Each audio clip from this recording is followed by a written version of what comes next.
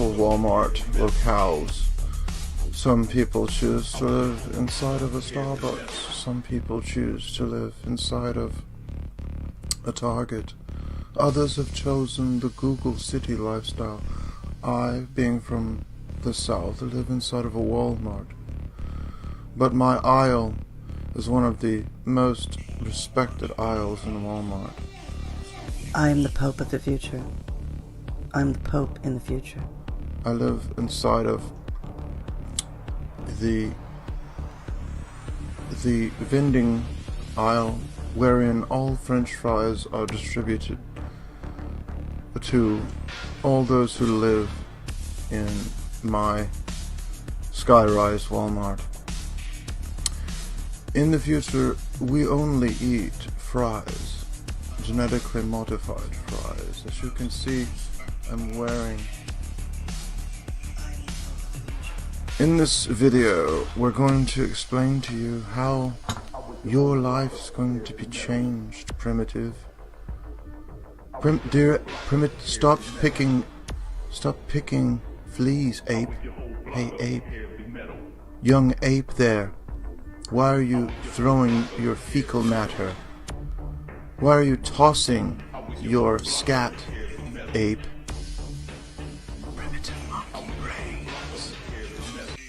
In the future, we live inside of Walmarts, all of us, many of us crammed, packed into various aisles.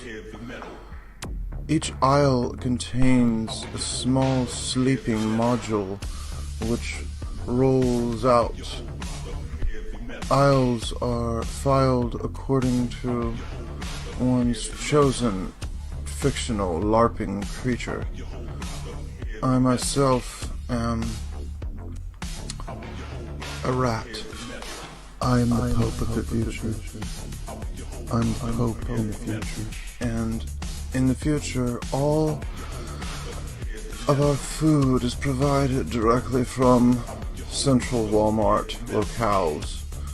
Some people choose to live inside of a Starbucks. Some people choose to live inside of a Target. Others have chosen the Google City lifestyle. I, being from the South, live inside of a Walmart. But my aisle is one of the most respected aisles in Walmart. I am the Pope of the future. I'm the Pope in the future. I live inside of the vending aisle wherein all French fries are distributed to all those who live in my skyrise Walmart. In the future, we only eat fries, genetically modified fries. As you can see, I'm wearing. In this video, we're going to explain to you how your life is going to be changed, primitive.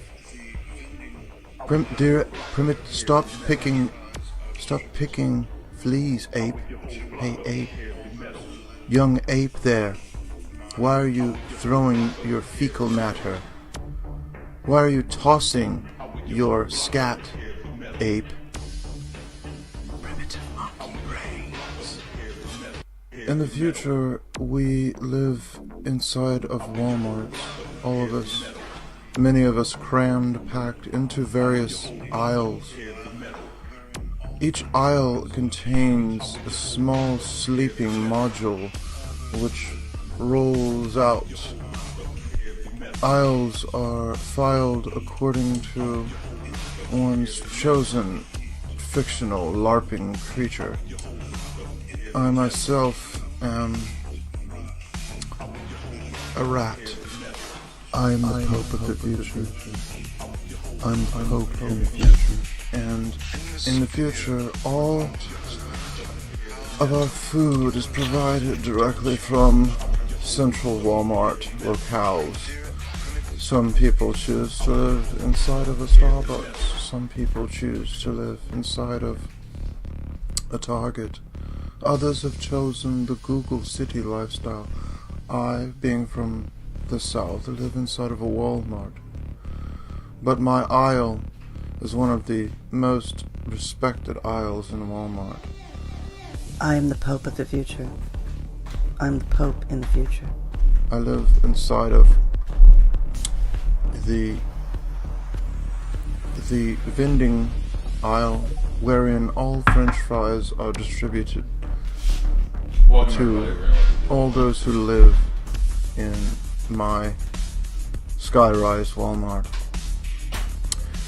In the future, we only eat fries, genetically modified fries. As you can see, I'm wearing. In this video, we're going to explain to you how your life is going to be changed, primitive. Stop picking fleas, ape. Hey, ape. Young ape there. Why are you throwing your fecal matter? Why are you tossing your scat, ape? Primitive monkey brains. In the future, we live inside of Walmarts, all of us, many of us crammed, packed into various aisles. Each aisle contains a small sleeping module which rolls out.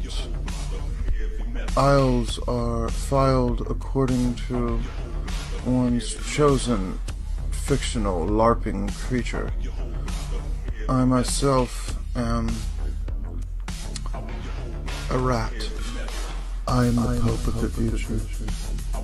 I'm the Pope in the future. And in the future, all of our food is provided directly from central Walmart locales. Some people choose to live inside of a Starbucks. Some people choose to live inside of a Target. Others have chosen the Google City lifestyle. I, being from the South, live inside of a Walmart. But my aisle is one of the most respected aisles in Walmart. I am the Pope of the future. I'm the Pope in the future. I live inside of the vending aisle wherein all French fries are distributed to all those who live in my skyrise Walmart. In the future, we only eat fries, genetically modified fries. As you can see, I'm wearing. In this video, we're going to explain to you how your life is going to be changed, primitive.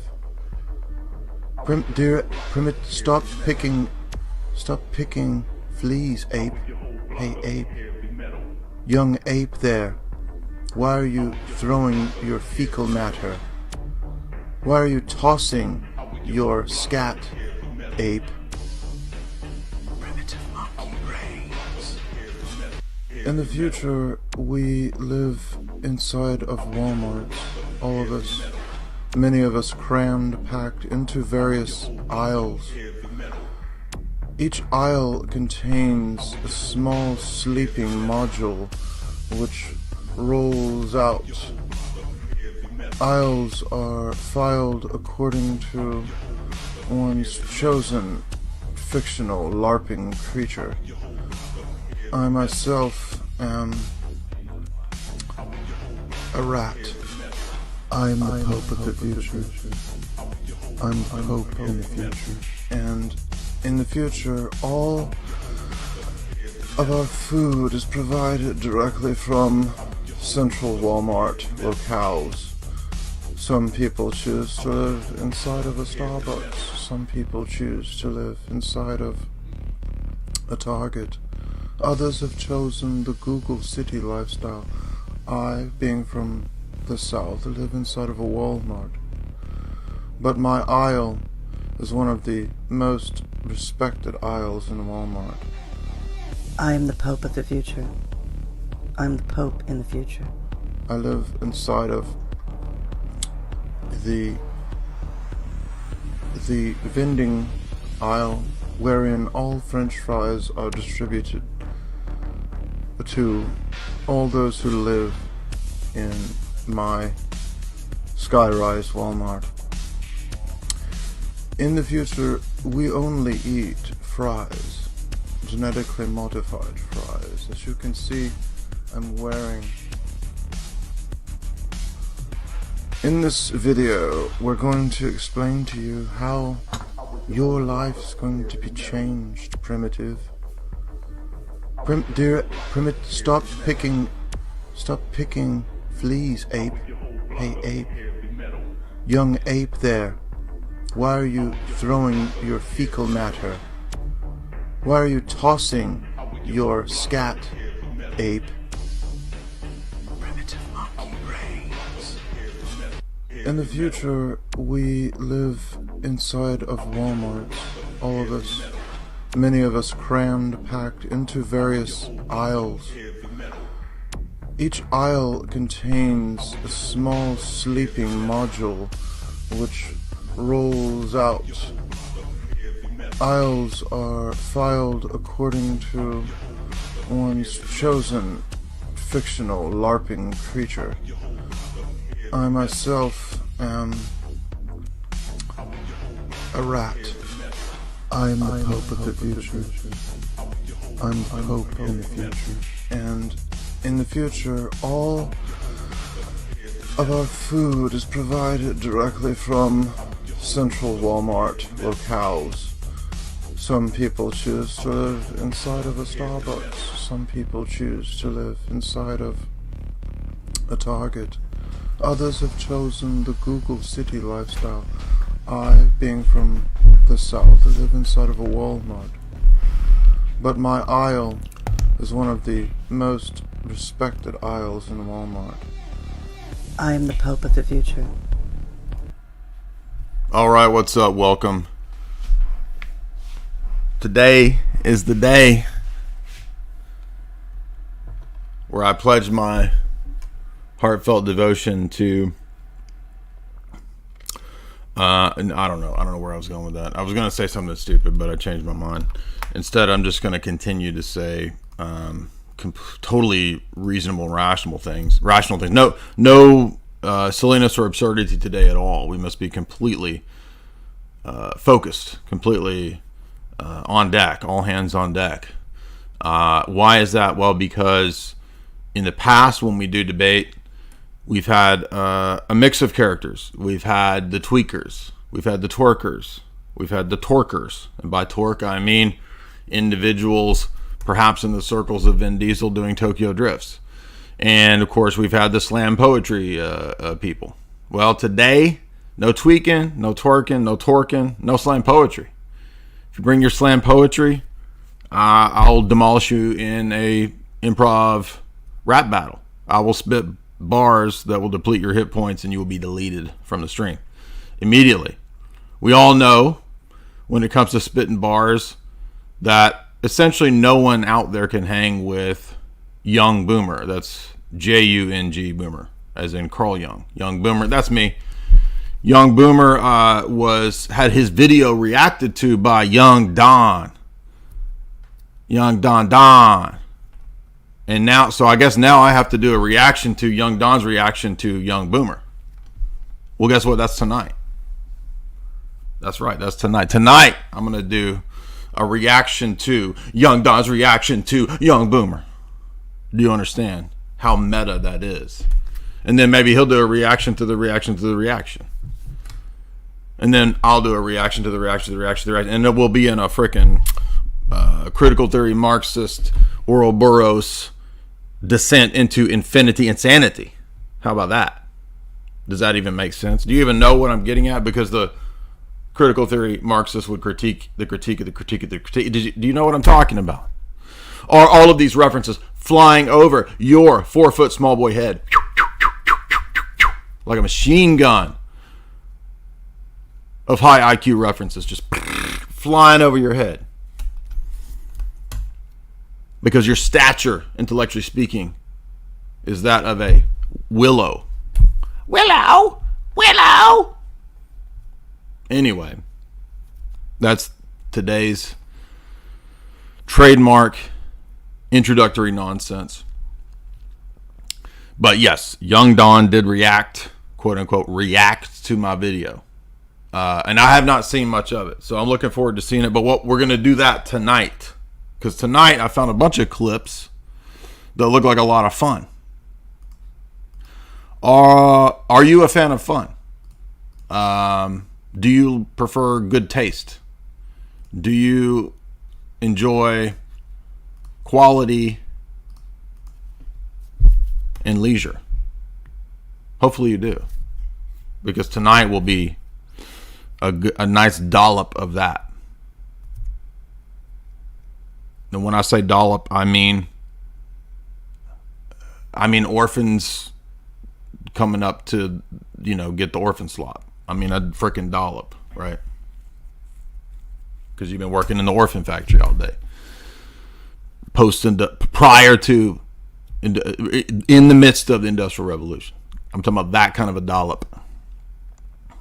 And what are we talking about? Well, so Young Don is a friend of Sneeko, who is now, I think, an evangelical. So I have no idea what he said. I don't know if it was reacting in the sense of like a critique. I have no idea, but we'll see. It's going to be fun. And so everybody said, when you go do a debate? Dude, anytime, man, anytime. Anytime those individuals would like to reach out, I've been tweeting at all of them for freaking a week and a half. So were you asking me, when are you going to debate them? Ask them, when are they going to debate? If they don't want to have a debate, that's fine. We don't have to have debates. We can have open forum discussion, conversation. I don't care. It's all good. It's all up in the air. What else is going on? I'll be teaching a philosophy critical thinking course, as in a full-on course. I think we mentioned this in the last live stream that we did.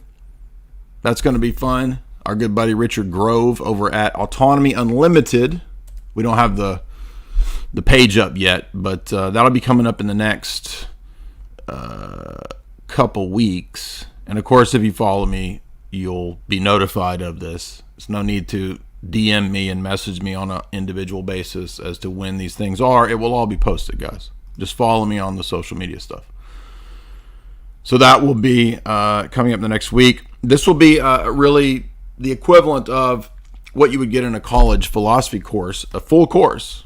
I don't know how many lectures we're going to go. Probably 8 to 10. Maybe this is an experiment, so we're going to see how it goes.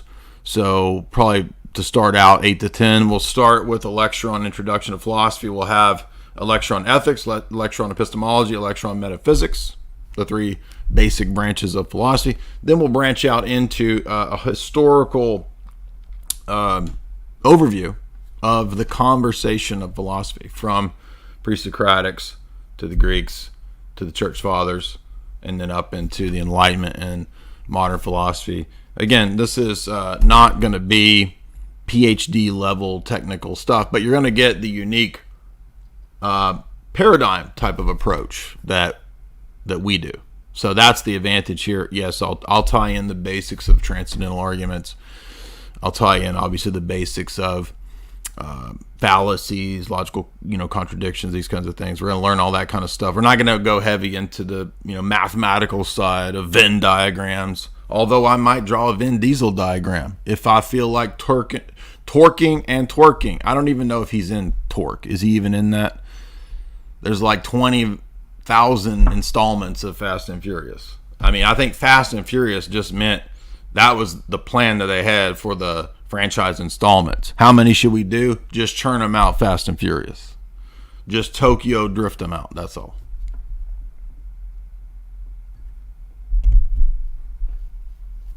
Well, I can guarantee you that it will not be a low quality Vin Diesel discussion. It will not be a Vin Diesel diagram. There might be a Vin Diesel diagram. I don't know. It just depends on what I feel like. If you know what a Venn diagram is, right, then you're snickering to yourself right now with your smug satisfaction because you feel that you're better than everyone else in the audience, when in fact you're not. I'm just joshing you. I'm just joshing you. I'm just joshing you. That has to be the gayest word for joking around. I'm just joshing you. I'm just joshing you. Just joshing you. Please don't josh me. Go elsewhere. I don't need your joshing. Anyway. What else? Oh, yeah. And then tonight also, I think people were kind of confused by that picture. I thought that was a great picture, and shout out to my new thumbnail guy. He's doing really good. He's a thumbnail master, man. He's a master class in thumbnails.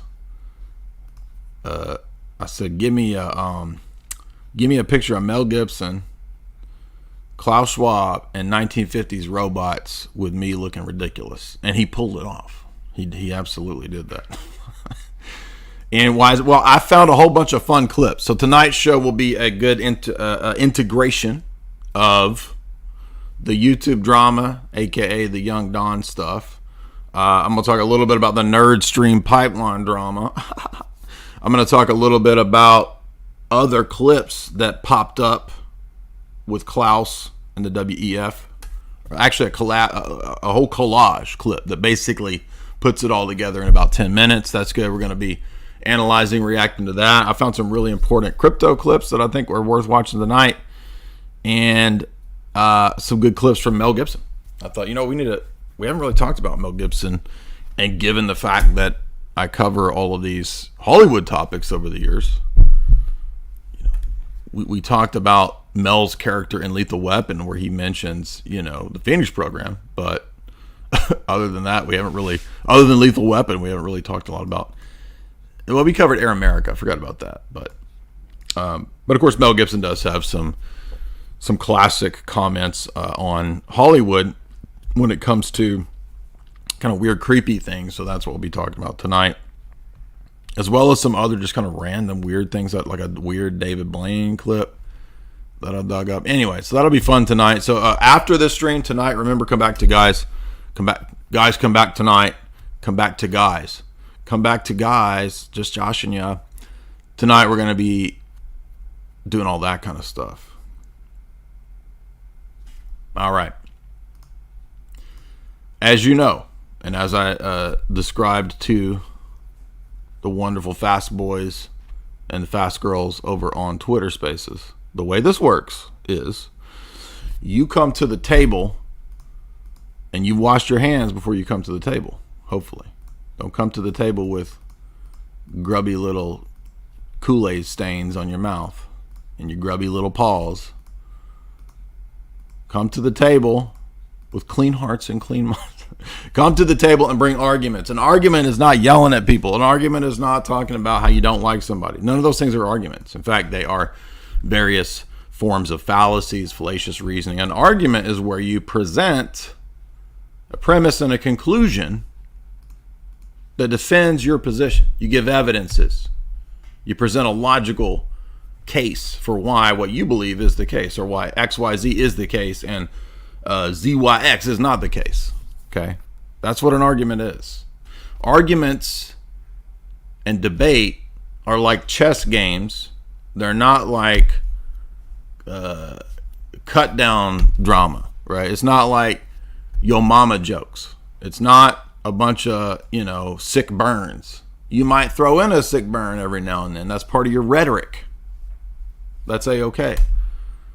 But a debate is not just yelling at people how they're dumb, how they're stupid. They may be. You may get to that point in debate. Perhaps it's justified. But if that's all you have, then you're not debating. You're being an idiot, right? If you have that and good arguments, that's just rhetoric. And rhetoric is part of debate.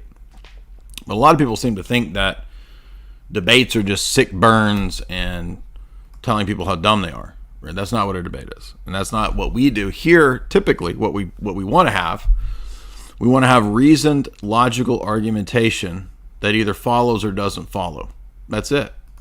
And again, it operates on the principles of objective rules, logic. Those are called fallacies. Fallacies are not made up human social constructs. They're based around the principles of logic. Logic governs critical thinking, reasoning, and discourse. You want to have good reasons for what you believe, not just any old reasons or not just no reasons, right? Believe what I say or I'm going to beat your ass, boy. That is not a good argument. That is an immediate disqualification from a debate, right? So that's why we call people back to the fallacies. If you come on and you present arguments that aren't arguments, I'm going to call you out. And yes, I will interrupt you. And I'm not interrupting you because I'm afraid of you, or it's because you're not presenting an argument or you're not addressing the claim or the argument that was made. That's the reason for interruptions. Not because, oh, I'm afraid who's going to get me? Who's going to get me? So the expectations are not outlandish. They're quite reasonable. Just bring solid argumentation. That's it. And your solid argumentation has to follow the laws of logic, basic principles of critical thinking, which just means avoiding the fallacies. That's it. It's not that hard. And if you get called out on a fallacy, don't cry and get butthurt. If you do, then this isn't for you. This is not the domain for you, buddy, bro. All right, let's open it up. If you don't have to debate. Everybody always says, do I have to debate? No, you don't have to. You can if you want to. If you want to, let me know and I'll give you the floor. The debate topic is not what you think about me.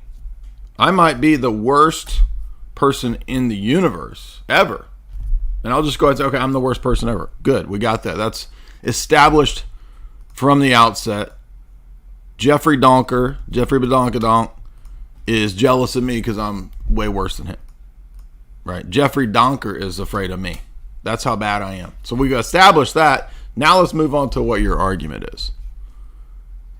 And by the way, when you come on and you just, if that's what you got, that just exposes the weakness of your position.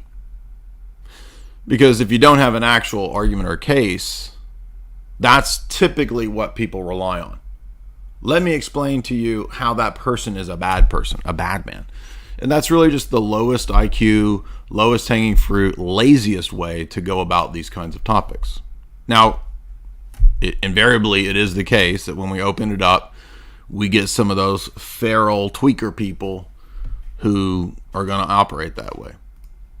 I mean, we've seen debates recently, right? Guys, I think everybody here has probably seen recent debates that weren't really debates because individuals involved had no clue what is even involved in a debate or what it is. And I have been completely vindicated as to why I didn't engage a lot of these people. And I'm talking about on big channels, right? Not just small channels, but big channels. I'm talking about, Matt Fradd, right? He's got weirdos coming on who are about 75 times more uncharitable than I've ever been. But remember, Matt Fradd doesn't have uncharitable people on his channel, supposedly. That's the excuse, right? When, of course, we've never been anything towards him but charitable until we got this kind of like irrational dismissal for being mean. Okay, this whole idea of being mean, this is really wearing thin. I mean, how many years can you actually milk this idea of he's too mean? Well, then how is it that we've engaged in so many civil debates with people from all over the spectrum if we're, quote, too mean? And also even trads themselves have started to notice that, hey, wait a minute, some of our own, aka Michael Loft and people like this, they're actually operating in a very malicious way behind the scenes that's totally contrary to the public piety that they put on for everybody else. Yeah, that's exactly what we were saying for years now. So again, vindication from their own camps, right? And why is this? Is it because I think that the Roman Catholics are all evil and mean and bad people? I think some of them are maybe grifters. Some of them may be rushed into positions. I don't know how long various people in those circles have been Roman Catholic. I don't know. But,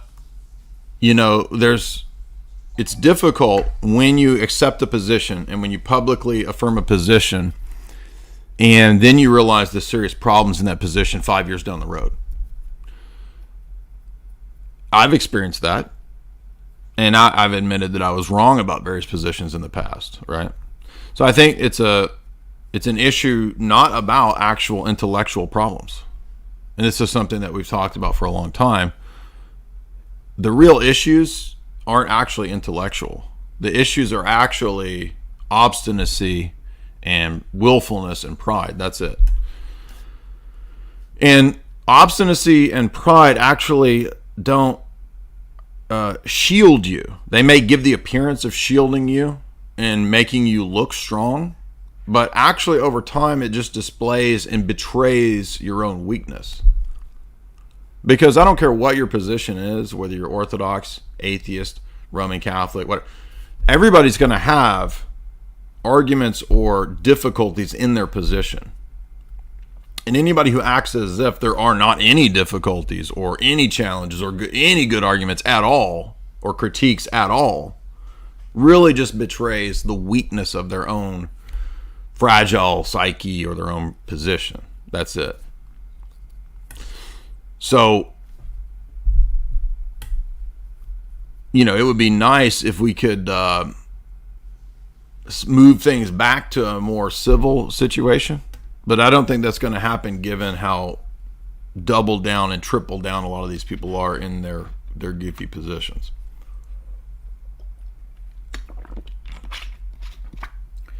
So, I don't know if anybody saw, but the way that Lofton was defending his idea of the real presence, that's exactly how, as a Calvinist, I heard everybody defending the real presence, because Calvinists believe in a spiritual real presence. And to me, that was indistinguishable from the way that Michael Lofton publicly defended the real presence. It sounded exactly like what Calvin would say. And so here you have this person who, apparently, sees himself as sort of the expert on all these topics, and then he again and again makes fundamental blunders. It's just weird. I don't know. It's bizarre, but I guess that's the way that it is. But, and we've been talking about this for years, right? And that's why individuals from those circles, again, basically gave up on the apologetic and just resorted to trying to get people, like myself, deplatformed, this kind of stuff, right? So that's when it got nasty. That's when it turned into, something way beyond the theological issues. And what does that suggest? At that point, it really suggests that, is it really about the truth? Is it really about these issues? Or is it about who's getting more clicks, who's got the bigger audience, who's running from who, this kind of stuff, right? And no, I'm not mad that Matt Fradd has a bigger channel. I don't care about that. But by the way, actually, on the other platforms that I go on, my audience there is bigger than any of them. So I don't know if they know that, but they like, oh, you're jealous of Matt Fradd. Why you keep talking? No, I'm not jealous or mad at Matt Fradd. I think that it's funny and sad. Matt Sad with 2 D's.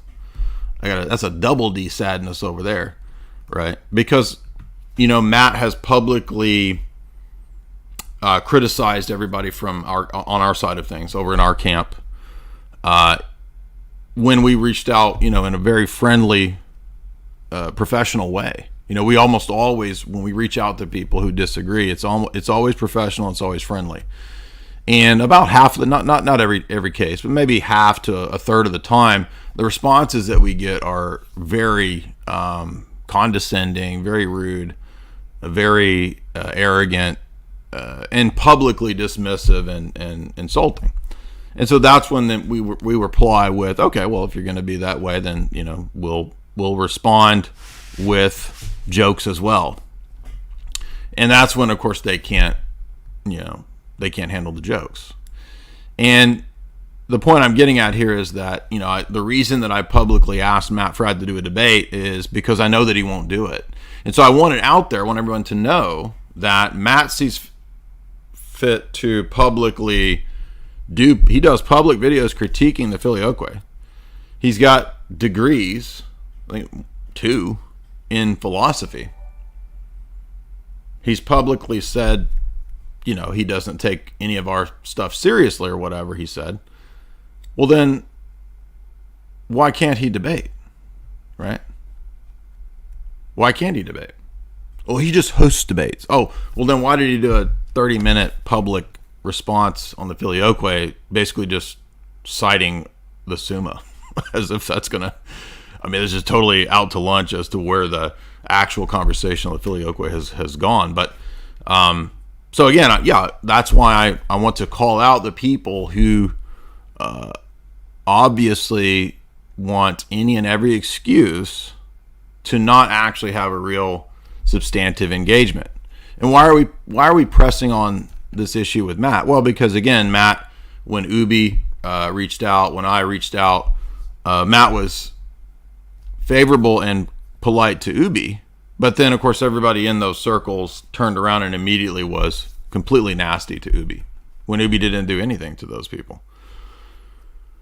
And the same with my situation as well. I reached out in a completely nice, friendly way to Matt. This was 2-3 years ago, and the response was, "J-Dog will never be on my channel." Okay, but like, what did I ever... Oh, of course he was mean to Eric Ibarra. But again, and now it's come out that even amongst the trads, they're realizing, hey, these guys act totally different behind the scenes than the way they act live on their boring 20 people live streams. What does Lofton get, like 10, 20, 30 on his boring live streams? I don't know.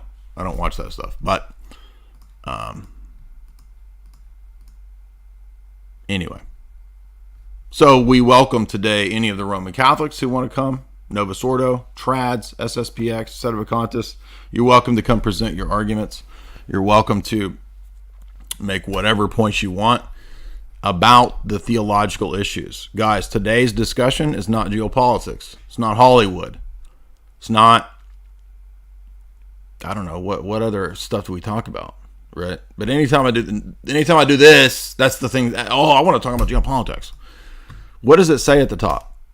The topic is not geopolitics today. We do plenty of... I did a geopolitics stream 2 nights ago on Lord Milner and the Fabians. You could have asked your questions then. But that tonight is not geopolitics. Today is not. Tonight is also... Tonight would be more appropriate for geopolitics. What is the description of the show tonight say? Geopolitical stuff. Okay, so don't bring that. I don't care about your poetry. I don't know why people, the last 2 times we've done this, want to do poetry. I don't care if it's beat poetry. I don't care if it's slam poetry. I don't care if you're spitting the best bars ever, which you're not, because I spit the best bars. What's up, young Don? I spit the best bars, boy. Yeah, boy. I'm just joking. I do spit the best bars though. Ask Tristan, who backed out of a rap battle, aka Little AIDS. Little AIDS.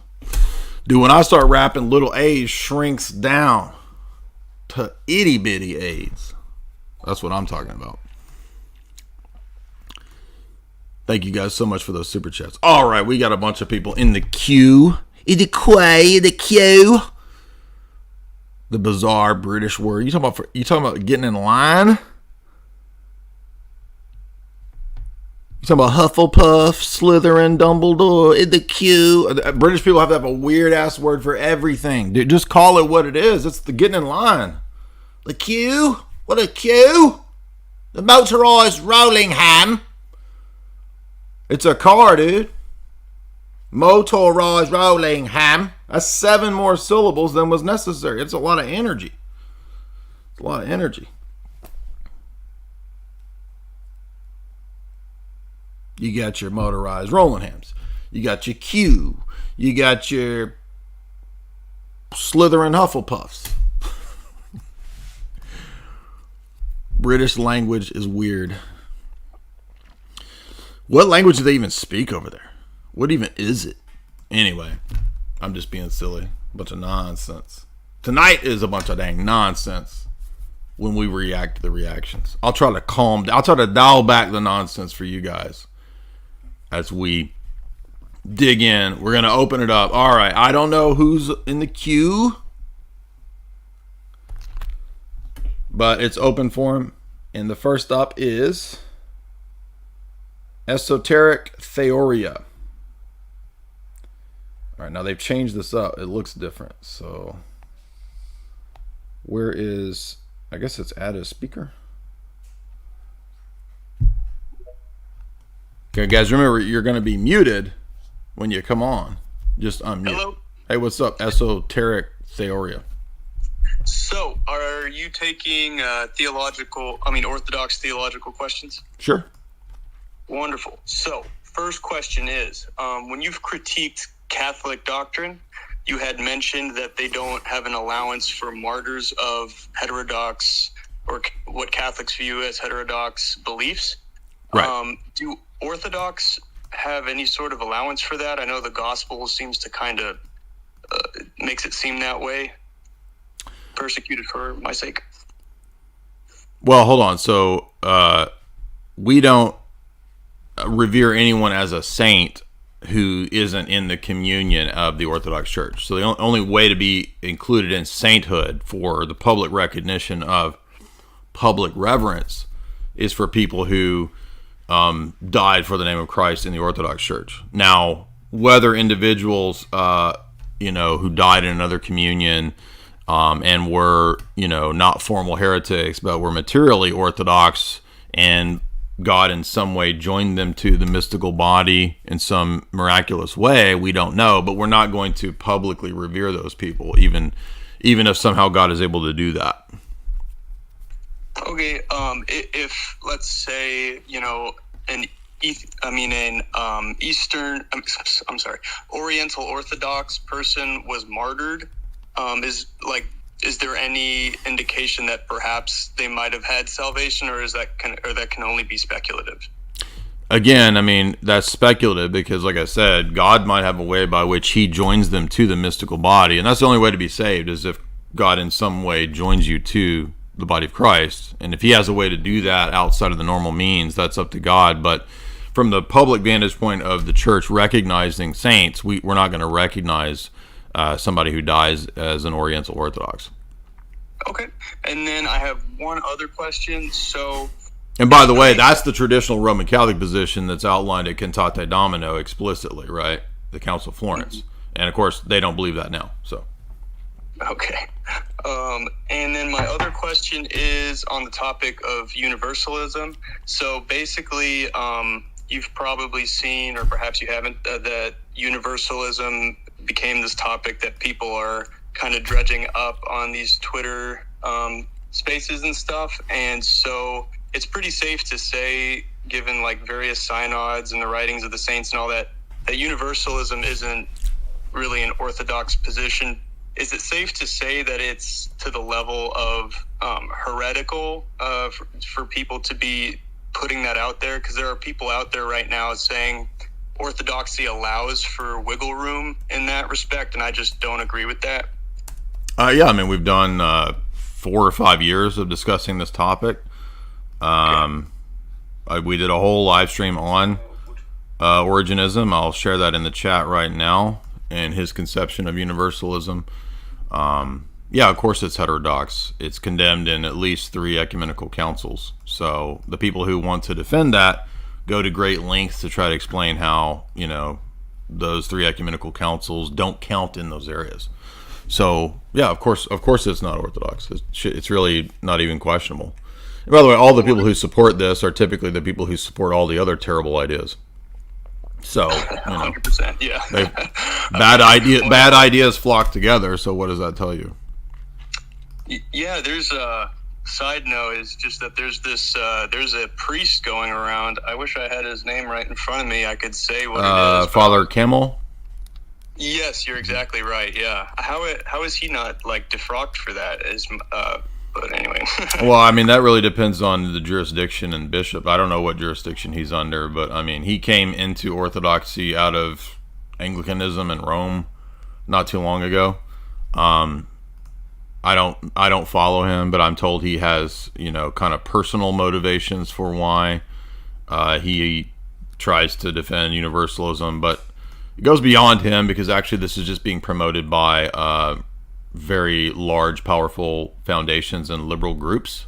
So that's really what it amounts to, because universalism is a way to engineer Christianity into other things. So that's why it's a form of ecumenism that is basically seeking to change not just the notion of the eschaton, but essentially all of the ideas of Orthodox morality. So that's really what it's about at a bigger level beyond Father Kimmel. So wonderful. All right, well, that's all I got. Thank you so much. Yeah.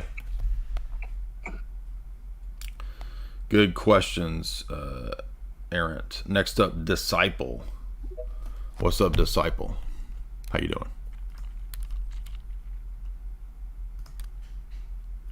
By the way, for those that are curious, I put into the chat the live stream we did 2 or 3 years ago. It's about a 2 or 3 hour live stream, basically just deconstructing the theological and dogmatic flaws. Me, Sneck, David, some other people back in 2 years ago, 2020. So again, I'll put it in the live stream chat again. So if you're on Twitter, you probably won't hear this. I might try to remember to put it in there later, but you can go over to if you want to just search it on YouTube, it's called Universalism quote or question mark Originism Refuted on my channel. What's up, dude? Got to unmute, man.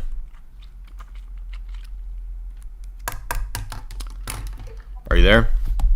Oh, hi. Sorry. It's okay. Yeah, I'm here. It's all right. What's up, man? So I'm kind of glad the previous speaker kind of helps me transition into my arguments, which my argument is basically that the Protestant church is part of the body of Christ, and I would like to present that using a mix of history and biblical theology. Okay. Yeah, go ahead. As you know, on this channel, you can present whatever argument you want, and you can go for as long as you want, within reason. You can't talk for an hour, but go ahead. Go ahead. Oh, yeah. No way. No, even if I wanted to, I don't think I could do that. All right, and let me know when your argument is complete so that I can speak, so you don't get mad that I'm interrupting you. Oh, no worries. No worries. I appreciate that. Sure, go ahead. So I would like to start out with kind of the point that you made that, you know, if a martyr or if someone was martyred in another communion, whether it be Oriental, Western, you know, whatever you call it, there's a lot of speculation about that. So the issue I have with that is I'm aware that the Eastern Orthodox has the identity, you know, in their own historical councils, and if you teach anything outside of that, right, then it's no longer it's considered heresy. The issue I have with that is, you know, it just seems historically on Eastern, Western side of things, it almost seems as, you know, the councils, and you have to accept the councils. It's almost a way to assure your authority over the flock, so that you don't lose that authority. You know, it's kind of like, hey, you know, we're going to structure this in a way that if anyone decides to disagree with our church, right, we're going to excommunicate them or call them a heretic, so that we don't lose our authority. You know, just historically, that's how it seems. The other issues I have with that is basically just what the gospel teach about how Jesus accepts someone into his body. I would like to point out some of the stories or people involved, some of the people that Jesus healed. You know, some of these people, as soon as they were healed by Jesus tells them, hey, you know, it's cool that you want to follow me, but what I want you to do is I want you to go back to where you were, and I want you to preach or tell them what I did. Now, we really don't have any record that these people ever came back, right, and followed Jesus' entourage. So it would be hard for me to see how these people that Jesus healed, right, and considered them one of his own. It's hard for me to conceive that they were somehow in line with the Eastern Orthodox Church, right? And you see this in various people that Jesus communicated with or engaged with, where he would tell, hey, I know you want to follow me, but stay here or go tell your family what I did. Okay, go ahead. Can I ask you a question first? Sure. Are you the guy that comes every 3 months? I'm not always on stream. No, it's not what I asked you. Are you the guy that makes a new profile because I see your profile is pretty recently created? Are you the non-denominational guy that comes and wants to debate every time? No, that's not me. Okay. No, this is my second time speaking with you. And okay, when did we speak the first Twitter time? page is rather new, yeah. Okay, when did we speak the first time?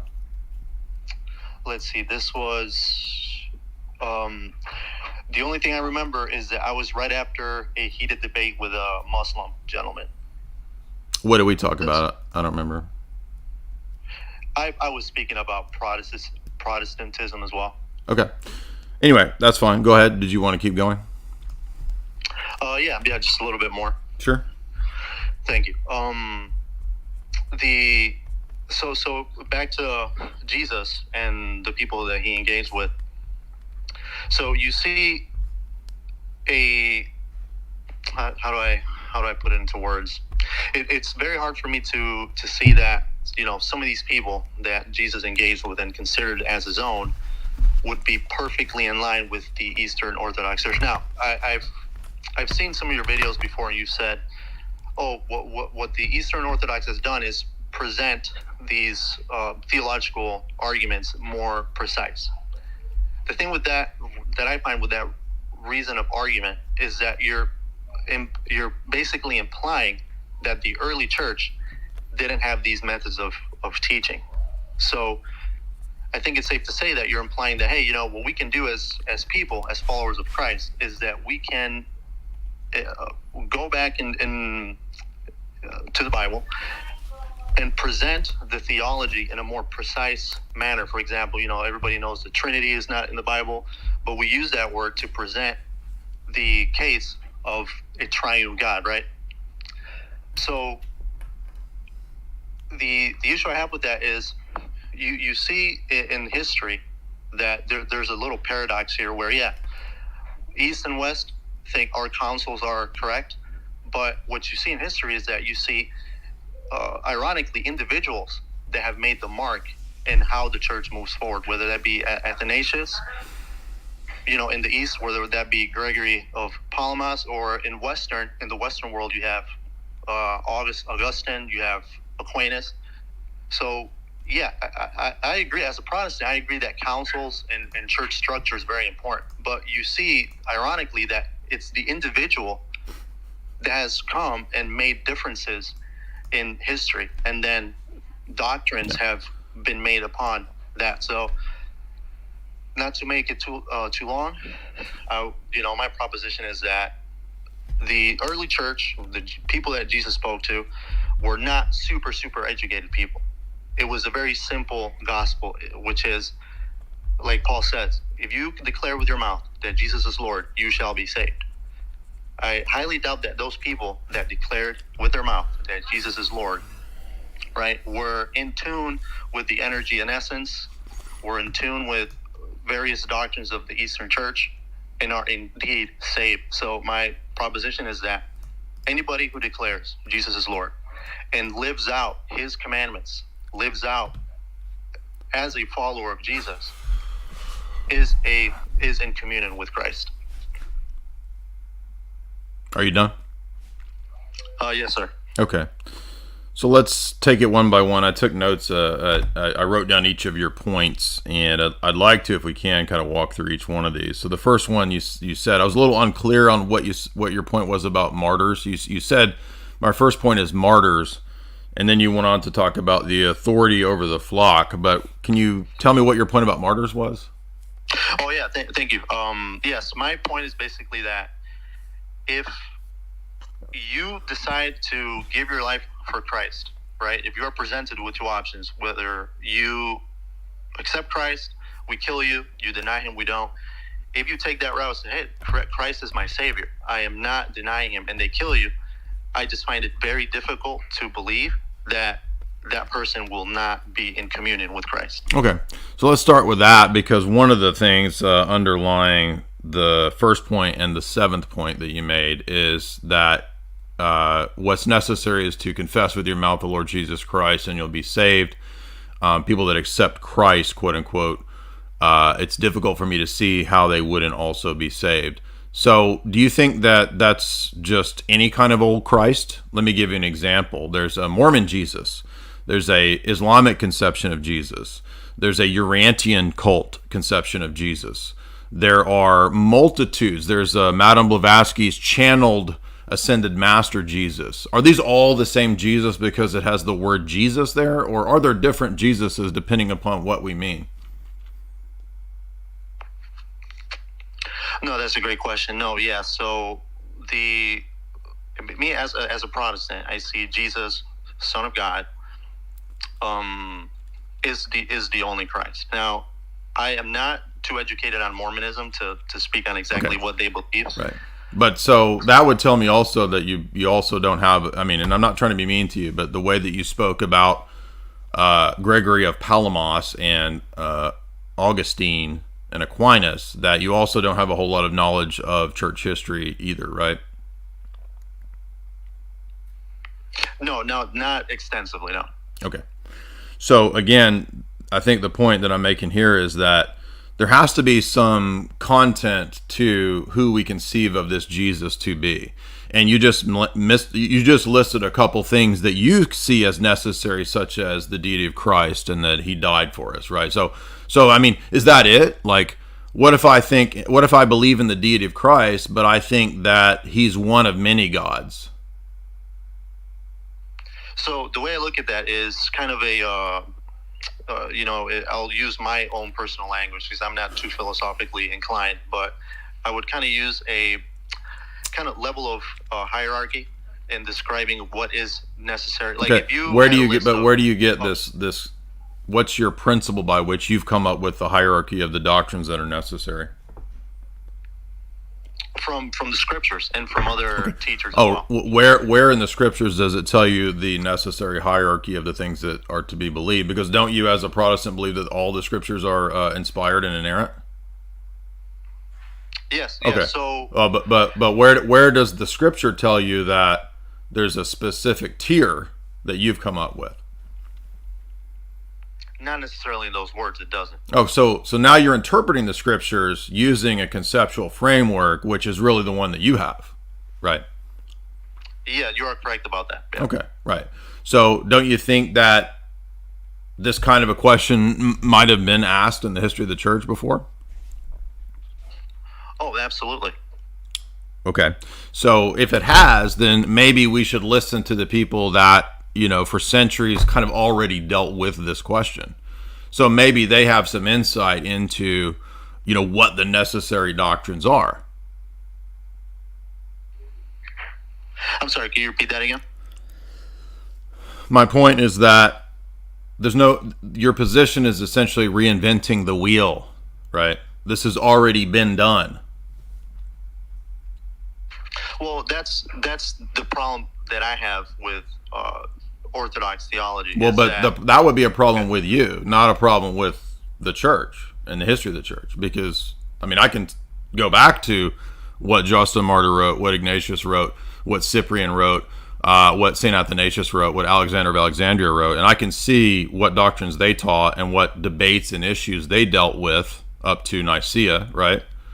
And they're discussing this very question: what are the necessary doctrines to be a Christian? And they put forth a creed, which was the first sort of statement publicly about the necessary doctrines. It's a rough outline, a guide. The Niceno-Constantinopolitan Creed was what eventually becomes called at the Second Council. So that creed gives me an outline of the basics of what anybody who professes to be a Christian in any sense has to believe.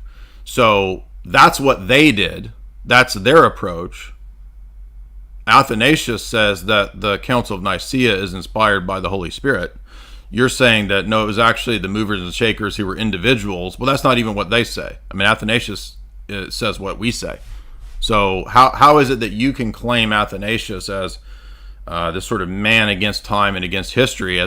This is a Protestant reading of history, as if Athanasius sort of stands up as an atomized individual, when Athanasius says the Council of Nicaea speaks with the voice of the Holy Spirit. Yeah, so I guess the way that I presented it in terms of these individuals, I'm not saying that these individuals are some kind of super mega minds that were above humanity. Simply what I'm saying is that it's kind of an ironic, right, that you have structures of the church, right, and these ecumenical councils that are guided by the Holy Spirit. But I think there is something to say. What is the structure of the church? What do you think that is? Well, the structure of the church, as far as I know, for the Orthodox, is you have. What's the structure of the church in these centuries? 1, 2, and 3. What's the structure of the church in centuries 1, 2, and 3? Well, what I think history teaches is that you have exactly what Paul put forth as would you have a Did I ask you that? Did I ask you that? I said, what was the structure of the church in centuries 1, 2, and 3? Do you think we can go read the people and find out? Oh, yeah, we can. Okay, what was the structure of the church in those centuries? It's very similar to what we have now, and I admit that. We who? What are you talking about? Who's we? What do you mean, we? No. What I'm saying is, I agree with you that in the 2nd and 3rd century, you have a structure that's very similar to what we have now. And who is we? What are you talking about? No, when I'm saying we, I mean as like humanity. Like we have the Western, the Orthodox. Like, bro, we is just a figure of speech. Like I know that historically, okay, you're not in our church. Okay, so you're in a different church. You're in a different thing. Right. Okay, so we have a structure that is what they had. That's my point. We as Orthodox. Yeah, I agree. No, when I said we, it was just a figure of speech. I wasn't including myself specifically in that. Okay. If the structure of the church immediately after the time of the apostles is the episcopal structure, the synodal structure that we have in the Orthodox Church, then that's my first point here, is that ours is the church that's in continuity with the apostles. So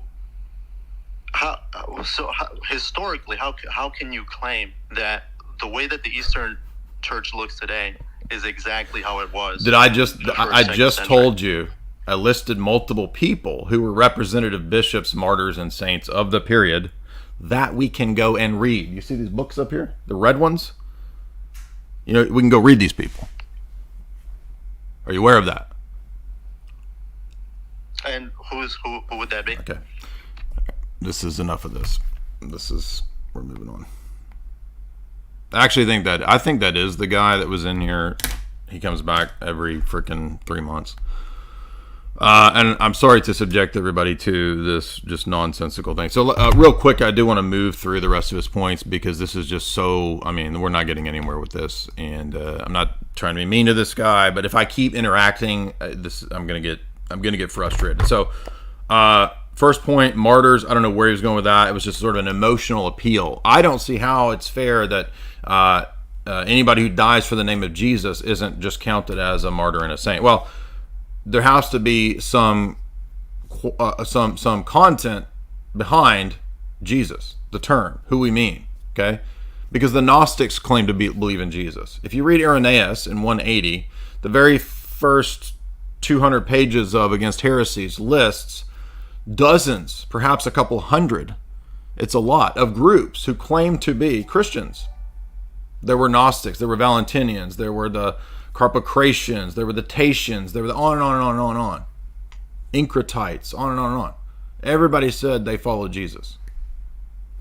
So it's begging the question, and it's really just the stupid, low IQ, constant Protestant thing that we have to deal with, where they say, I just follow Jesus, brother. Yeah, so does every other sect claim to follow Jesus. So we need to know specifically what Jesus. The Jesus of the Gnostics? The Jesus of the Jehovah's Witnesses? It's a word concept fallacy. Okay? Doesn't make any sense to just everybody say, I follow Jesus. Muslims believe they follow Jesus. So it just begs the question. Next, he said authority over the flock. Well, that is based on a prior assumption that Jesus didn't establish an authority. So you're going to need to prove that there is no authority over the flock first.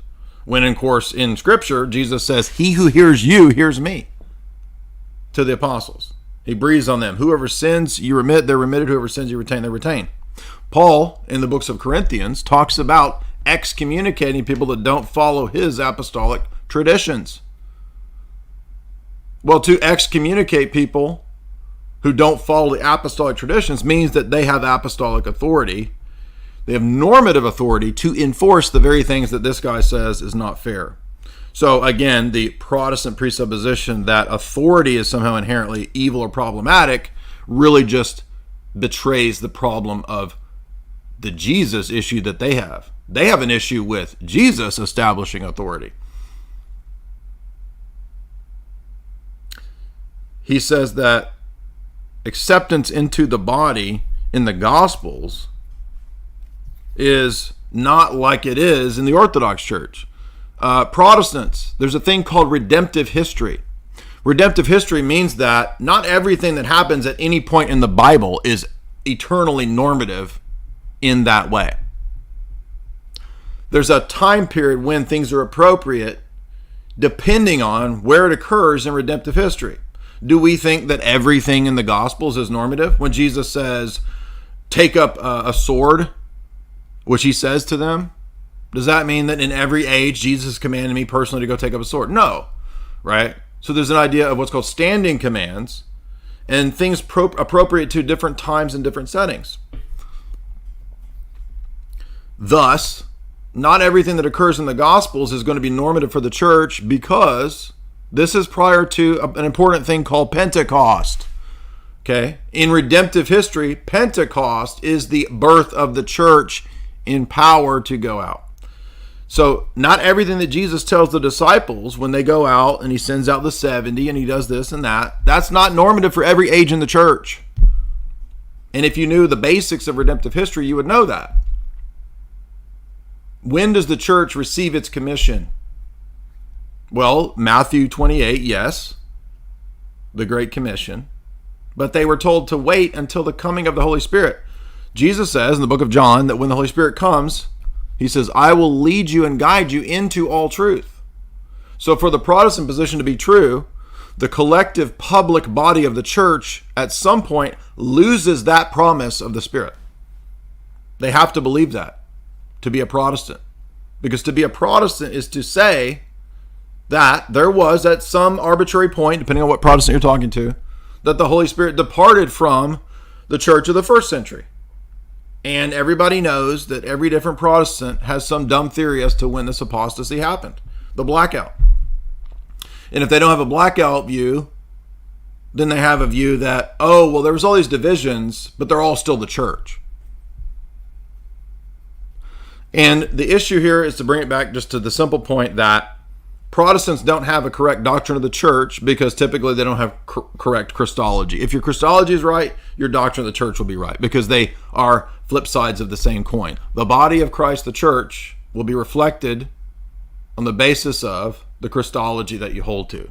So if you believe in a Nestorian Christology, which most Protestants do without even knowing it, you have a Nestorian Ecclesiology, where the church is a spiritual body made up of 1,000, 20,000 different sects, which is exactly what he was arguing for.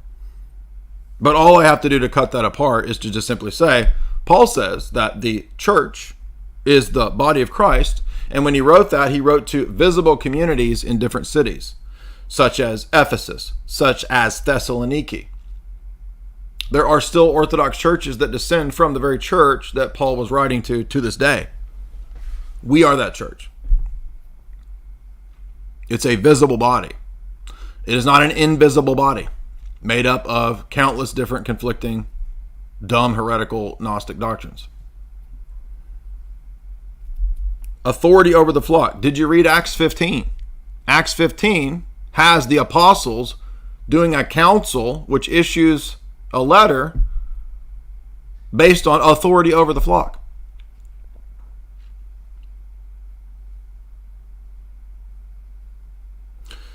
So essentially every argument that was made was based on ignorance of what temporal thing is going on in redemptive history, and assuming that that is the case for all times. Okay? Not everything that's going on in the Gospels will be the case at all times in the history of the church. So of course people were not being baptized into the kingdom in the Gospels because Pentecost hasn't happened yet. The Great Commission hasn't happened yet. That's why you don't see being brought into the church in the Gospels the same thing that occurs in the book of Acts, because it's not at that point in redemptive history yet, because certain prophecies had to be fulfilled. Pentecost is the fulfillment of the Feast of Weeks. And beyond that, I'm not trying to be mean, but like, you've got to have some basic idea of church history, okay? If you've never read, the people who put the Bible together don't come and debate what the Bible is about, because you're just speaking from ignorance. The people that put the Bible together believe what we believe. And by put the Bible together, what I'm talking about is the councils that decided in the 4th, 5th, 6th century what books go into the Bible. The books that make up this big book was decided centuries after the apostles. Okay? How do they decide that? Many talks, countless lectures, countless videos. Okay? They decided on the basis of apostolic tradition, apostolic witness. They decided on the basis of apostolic succession, what sees and what bishoprics had what books, what collections, what daily readings in the churches were going on. Lectionaries. What did prior church fathers cite in their writings? What did Irenaeus cite? What did Athanasius cite? Right? All of these things go into the conciliar decisions as to what books make up the Bible. Therefore, it is just silly, ahistorical, and ignorant to think that you can have the Bible without the church. Paul says the church is the pillar and the ground of truth to Timothy. He does not say you with your scrolls are the pillar and ground of truth. So everything that guy said is an exemplification of the atomistic, ahistorical, and unbiblical principles of naive, ignorant Protestantism and evangelicalism. Mike, what's up, Mike?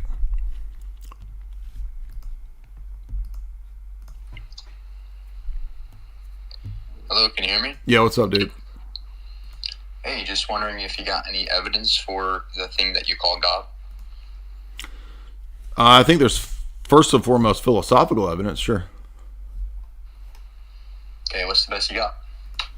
I make the transcendental argument that if God doesn't exist, then reasoning, logic, ethics become impossible. And by impossible, I don't mean that people don't do them. I mean impossible in the sense that there's not a justification for doing and believing in those things.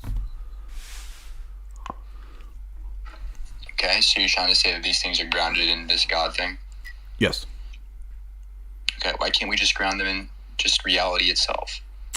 I mean, the idea that reality itself has some kind of intellectual or conceptual content is, I think, vacuous. What does that even mean? What is reality itself? I mean, to say reality itself is a metaphysical claim. So we're asking for the grounding of metaphysics itself. So we need something more than just a metaphysical claim to ground metaphysics. All right, so what you're trying to say here is that logic, do you think that logic requires a God? I do, yeah. Okay, why? Because if we don't have that kind of a being to intellectually or in an epistemic sense ground it, it doesn't make sense how logic can be or function. So it's an epistemic argument that I'm making right now, and that's the best way to explain how things like universal, immaterial, conceptual, invariant entities like logic can be, is if there's a God that's where we ground these things in the divine mind, that makes sense for how those things can be. To say that they just are would be arbitrary. Well, we can just ground them in human minds. We can just say that logic is descriptive of the world, and therefore we don't need a God at all. Right, but to have a reductionist move immediately puts us in a position where there's all kinds of logical problems for trying to ground logic in the human mind. For example, my mind is not your mind. So to just say that it's in the human mind actually won't get us to justification. Right, but I'm saying logic is something that human minds do, right? Human brains do. Yeah, but we tend to agree upon the axioms, or we tend to agree upon the conclusions we make on logic. Yeah, but it doesn't based matter on this, because they are descriptive of the world. They're not prescriptive. Right. Well, but to say that because we do it and because we agree on it doesn't get you justification. So those are Why two. not? Those, Why because, not? because those Why are not? fallacies. Why doesn't it give us justification to just do logic? Because As they're our brains the function two that way? things that you said are fallacies. How? To just do something doesn't provide justification for how and why that thing is. That's a fallacy. I mean, you're laughing, but it's a fallacy.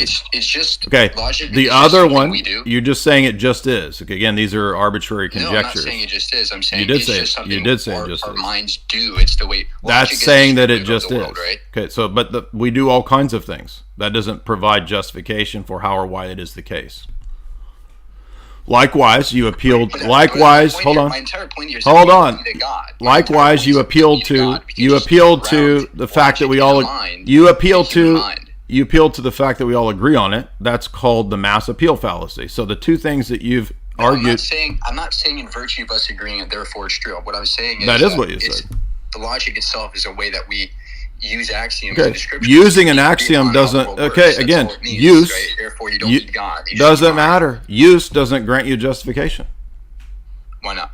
Because I could use all kinds of things, or I could say that we do all kinds of things as humans. That doesn't mean that it's justified to believe in. That's not a good reason to believe in the thing because it's used. Okay. So you're saying you're gonna just add God to the equation and pretend as if No, I you didn't know just something add better. God to the equation. I made a specific argument that a specific type of immaterial invariant thing, a universal concept, requires a certain type of universal being to ground it.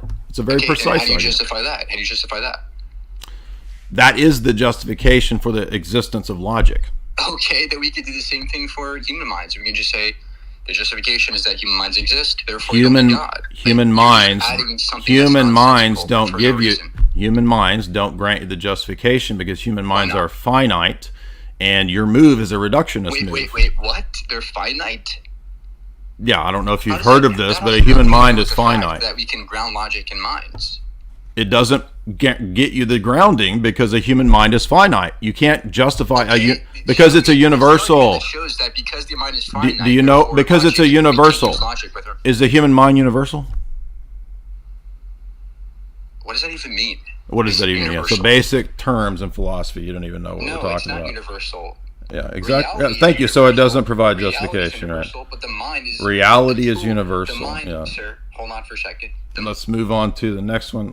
No knowledge of what we're talking about. Basic philosophy. What does that even mean, universal? You mean like Logic 101? What, you mean like Epistemology 101, universal claims? That thing that you don't know about? Sentimani. Again, notice the atheists always come with zero knowledge of what it means to justify a claim. Always, invariably, no knowledge of this. That he doesn't even know what a universal is. Hey Jay, can you hear me? Yep. Yeah, I'm actually an Orthodox Christian. I just had two quick questions for you.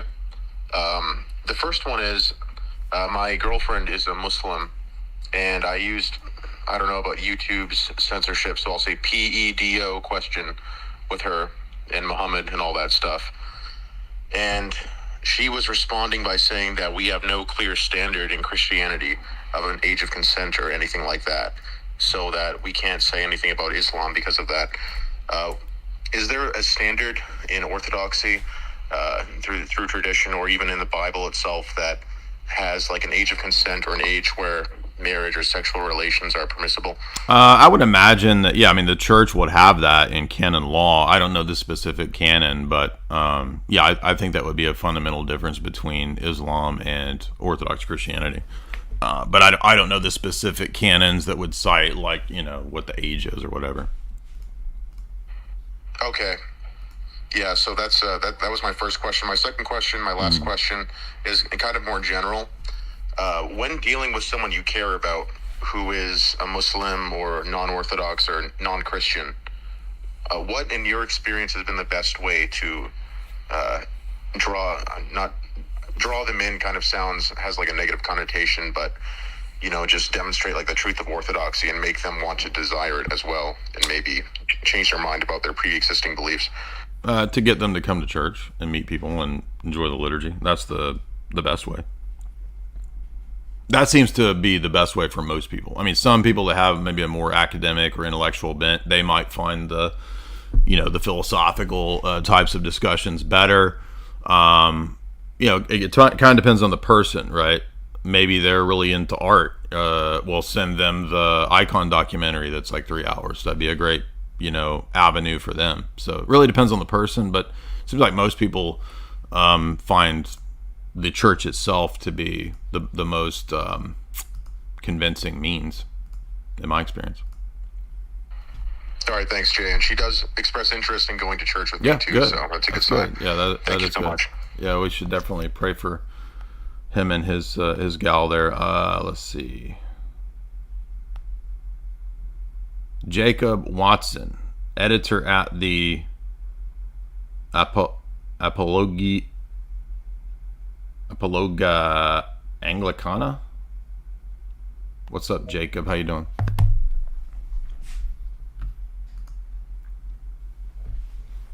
You gotta unmute, dude. Welcome, everybody. If you would hit like and share. Yeah, what's up? Jacob, is it? Yes.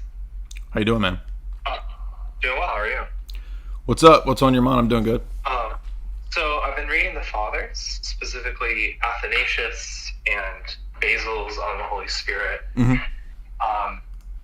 And I read them, and they seem to agree that justification, or like one's salvation, they don't use the term theosis, but I understand the concepts there.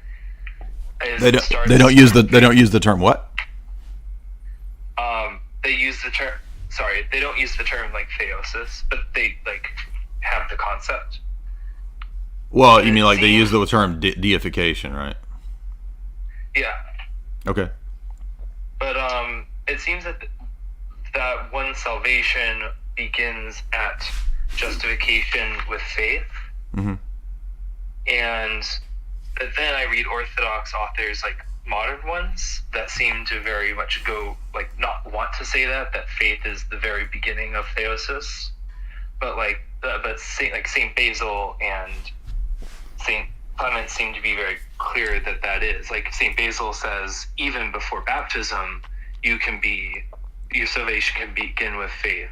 So what distinguishes, say, a Protestant understanding of justification by faith between like an Orthodox opinion on that? And there seem to be a few Orthodox opinions on it. I don't know which writers you're talking about. I mean, I've never seen a significant amount of lack of clarity on the Orthodox conception of justification. I mean, we've done many streams on it. I've done probably 10 streams where we cover it at length. I did a whole, for example, critique of Calvinism. I can post that, or you can go to Sam Shamoon, type in Sam Shamoon, J. Dyer, Calvinism, and you'll find my, I think, 3-hour talk there. But I would just simply say that, the Church Fathers do at times speak of what we call baptism of desire. But baptism of desire has nothing to do with anything close to the Protestant doctrine of justification by faith alone, because those same Church Fathers believe in baptismal regeneration. So I think the idea here is that in the patristic mind, the desire of the catechumen, if he dies before baptism, God counts that as a form of baptism. So the grace of baptism is present to that catechumen. So they're not denying baptismal regeneration by admitting that catechumens can receive the grace of baptism. But also in the Orthodox conception, and also in the conception of Athanasius, is the idea that theosis, I mean, there's a beginning of justification. Justification is a process, and it's also a final state of vindication.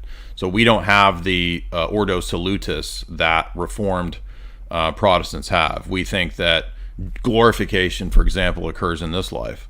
because really justification, sanctification, glorification, they're all terms that describe the same process that had a beginning, is ongoing, and has a final end in the eschaton when we're resurrected. So if you want a longer presentation, I would say the live stream that I did on Sam Shamoon's channel. If you want a quicker presentation of this, our friend Seraphim Hamilton has a 10-minute video outlining the Orthodox doctrine of how we understand penal substitution. All right. That's helpful. And, can I ask a second question? Sure, yeah, say whatever you want. So I really like reading, like, even after, like, what we consider the early church, St. Photius and St. Mark of Ephesus. But once you get into, like, 17th, 18th century, the Orthodox theologians, at least the ones translated into English, start sounding like Jesuits. And I know something, I know something that's called, like, the Latin captivity of the Orthodox Church, but I don't know, like, it seems to be describing this, but why is it just that they were just all educated by Jesuits, so that's why they start using Roman terminology? Right, but first of all, the terminology isn't really the problem. It's the concepts behind the terms, right? So like the Confession of Peter Mohila, right? I mean, these kinds of confessions will use Western terminology, but I mean, that's not really the issue. The issue is, well, what do we mean by that? So I think what we have to do is be really careful not to read back into patristic texts or into texts in that time frame ideas that are Protestant or unique to the Reformation, right? So, for example, multiple church fathers will use the phrase faith alone, right? But they don't mean justification by faith alone in the sense that Luther and Calvin do, because they're talking about faith alone in the sense that a person can be justified not through having to be a Jew or getting circumcised or something like that. The faith is what counts for the righteousness or for the justification. Then that's the way Paul says it, right? But that doesn't mean that it's a faith that is purely notional that grants you a imputational legal status, right? And that's why if you read somebody like Alistair McGrath, I mean, he shows that nobody had the penal substitution legal status idea, which is based on nominalism in the ancient and medieval world, because nobody was a nominalist back then. So how are you going to have a nominalist doctrine of justification, which is what essentially the imputation doctrine is, without nominalism? Would you say that justification is a legal word, like to declare righteous? Yeah, but it's a legal word based on what is in fact the case ontologically. So I guess I'm wondering then, like, humans exist in sin? Like, I don't know much about, like, the Eastern medieval... I mean, sin is not a thing, okay? It doesn't have ontological existence. Yes. But still, like, we're not perfectly righteous in this life, at least on... Yeah, but God said that we are good, right? So our nature is good. We don't exist in sin. That means a privative state. In other words, we're deprived of uncreated grace before Christ, but that doesn't mean that we're, quote, in sin or bad. Sin isn't a state of being. But it's still, like, if we're declared righteous... We're declared righteous on the basis of actually being made righteous. That's what baptismal regeneration is all about. But I guess I just have difficulty, if you're saying we're actually made righteous, but then I look at my sin, or at least I guess you could say the lack of righteousness within myself, right? Which is ultimately what sin is. Right, well, that's going to be right, but that's going to be everybody, and that's why justification and theosis are a lifelong process. All right. Is there like a work I could read that could help me understand more on, like, Orthodox justification? I think Rock and Sand. I think Father Josiah Trenum covers these kinds of questions. I would say read Alistair McGrath's book Justitia Dei, and I would say watch either the longer videos that I did or the 10-minute video of Seraphim Hamilton on penal substitution. All right, and I'm sorry, what was the title of the video that you did? Go to Sam Shamoon's channel and search on his channel J. Dyer, Calvinism, and it's a whole talk on that. Okay, thank you. Yeah, man, thank you. Good questions. Zane. What's up, Zane? Billy Zane in the house. What's up, dude? Byzantine Billy Zane. Hey, what's going on, man? Not much. How are you?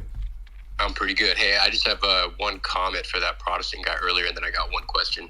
Okay. So I think the Protestants, they have a high view of St. Augustine. Is that correct? Correct. Yeah, so I think it's funny that they have such a high view of him, since he's the one who wrote against the Donatists, and which is condemning the idea of this invisible church, which is what the Protestants believe. Absolutely. Right? Yeah, absolutely. So, I would just say to him, just go read St. Augustine, because I mean that's explicitly already condemned, like really early on in the church. Yep. And then I think that it's like, it seems almost like it's starting to come back now, because talking to a lot of the SSPX followers and stuff like that, they say like, oh, well, we're not really with Rome anymore. We're part of the mystical body, right? It's just kind of, they've changed the words around, but the concept has remained the same. And it's just seems like a lot of these old heresies are just being rehashed. Correct. And, yeah, absolutely. Couldn't agree more. As you guys probably know, a couple months ago, I lectured all the way through Augustine's City of God. I also lectured through, I think, the anti-Pelagian, it was the anti-Donatist and Pelagian works. So, yeah, I mean, anybody who's read any of Augustine would know that there's nothing in him amenable to Protestantism at all, except for the doctrine of predestination. That's about it. Yeah. And then my question is I was listening to your talk with Father Christopher Mooney, I think. It's on true and false mysticism. Mm-hmm. And towards the end of that talk, you guys were talking about how, the scripture is the inspired word of God, obviously, but also the church fathers, since the energy of God is working through his saints, right? And since you were talking about mysticism, you were showing this, that all the saints and all the mystics, they all kind of look the same, right? You're not going to have the Roman Catholic view where they're kind of teaching all these the mystical experience of the experience of union with God is the same for all the saints in the Orthodox Church, and that's not a teaching of the Roman Catholic Church at all. They're all different. Yeah, so they're all over the place. In a sense, like when we go back and we read the Church Fathers, we can kind of see their work as inspired, not to the same level as Holy Scripture, but kind of in a sense. Right. So for example, the councils will single out certain writings of the fathers, particularly usually fathers of those councils. So like Nicaea will mention, I think, certain texts of Athanasius as authoritative. And so we could say, okay, these represent without flaw the Orthodox view. For example, hold on. The fifth council, when it mentions Augustine, it mentions his anti-Manichaean writings, right? Okay. It doesn't mention the other stuff, right? So we would say that Augustine's anti-Manichaean writings perfectly represent the Orthodox view. Okay. But that doesn't mean that everything they wrote doesn't mean... I was starting to think about, well, how did St. Augustine come up with the idea of the Filioque? But in fact, we wouldn't go to St. Augustine for the Trinity. We'd go to the Cappadocian Fathers. Correct, because their theology was confirmed at Constantinople I, not anybody else's. Okay, I got you. I appreciate it, and thanks a lot for what you do, man. You've helped me out a lot. I was actually in the SSPX for, 25 years, and you helped me get out of that. So 25 years? Well, I was in it for 7 or 8, so yeah, that's great. Yep, all right. Thanks, man. Good questions. All right, remember, guys, the way we do this is open forum. You can bring any questions that you want to the table, present your arguments. Notice, guys, today I let that Protestant guy do his whole spiel. So nobody was mean to him. I just couldn't, at a certain point, I'm not going to repeat what the question is 20 times. And we're just going to have to move on. So hope he didn't get his feelings hurt, but it is what it is. If you want to ask questions, you can. You don't have to bring a debate topic. If you want to challenge the notion of, my arguments, transcendental argument for God's existence, if you want to tell me why God's not a Trinity, or you're Muslim, you want to bring your atheist arguments, why we need to be materialists, why we need to be whatever you think is the right view, you're welcome to it. You can have the floor for as long as you want within reason. You can't talk for an hour. You just have to hit the request to speak button, and then I will let you on. We got a couple super chats. I'll read those while we wait for people to come in. Joshua Sunza, he's just joshing me. I saw what you did there. That was a good one, dude. Athena dude, $1. Jay, my fiance are looking to join Orthodox Church. This is due largely to you, Kotel, Father Deacon Ananias. We have access to a Greek church where I live. Would you advise us to join the Greek church or no? I think that the Greek Orthodox Archdiocese has good parishes, but the danger is that you might be more likely to be exposed to something liberal there. So I would say it'd be better to find something in Rokor, Serbia, Romania, whatever, but more so than just picking a jurisdiction, you need to test them out and get to know the local priest and that kind of stuff, because you're going to be looking for a spiritual father. So that's the main concern here. So rather than worrying about whose jurisdiction has bad reputation, you need to be more concerned about, okay, well, who's going to give me good spiritual advice? That's the point here. And so look for a church where they're not saying crazy stuff first. Palantir, $5. What are your thoughts on gematria and biblical numerology? Largely 95% garbage and a waste of everyone's time and an indicator of schizophrenia. So total waste of time. Now there are a couple places where Scripture utilizes the principle of gematria, namely John's use of 666, which I think is a reference to Nero. There is an appropriate biblical theology of biblical numerology. 7 days, perfection. 12 tribes, symbolism, right? 12 apostles. So there is a place for biblical numerology. But it needs to be biblical numerology, patristic use of numerology, okay? Liturgical use of symbols and numbers, not wackos and kooks trying to predict the future, okay? So most of what you're going to find on the internet is likely garbage. I know a person who studies gematria and he's afraid of 3-digit numbers repeating. Yeah, it produces superstition. That's exactly why it's a waste of time and indicators of schizo. Penny, $5.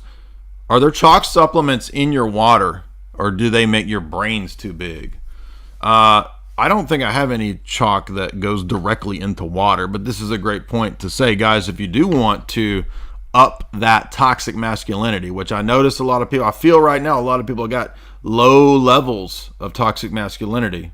If you want to up that toxic masculinity, which we want you to do, head on over to chalk.com, the show sponsor, and get a hold of, number one, that Tomcat Ali.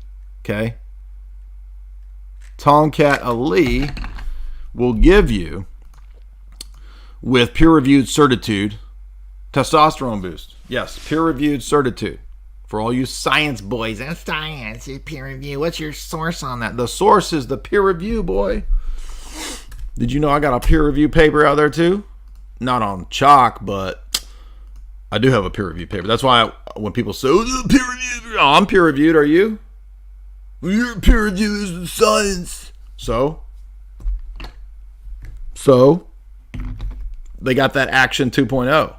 If you want to boost your energy, if you want to focus and you want to balance out those hormones, ladies, or perhaps very emotional estrogen-based men out there, if you want to balance those hormones, get you some Irish moss over there at chalk.com. Promo code J50, JAY50, JAY50. There's also the Shilajit, which Jamie takes religiously to help her focus, to get mental clarity. That's how she plows through all these books now, by eating all that Shilajit.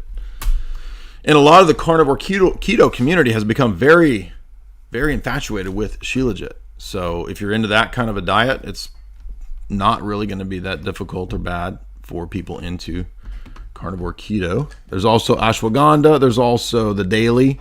There is the 7 Wonders. They've got a whole slew of products that are geared towards aiding the nutrient deficient diets that we have in the West. Our diets are really super nutrient deficient. The soils are nutrient depleted. So what Chalk tries to do is make up for that by supplementation. And so they're a great company. They've been I think we're about a year now of support from Chalk.com.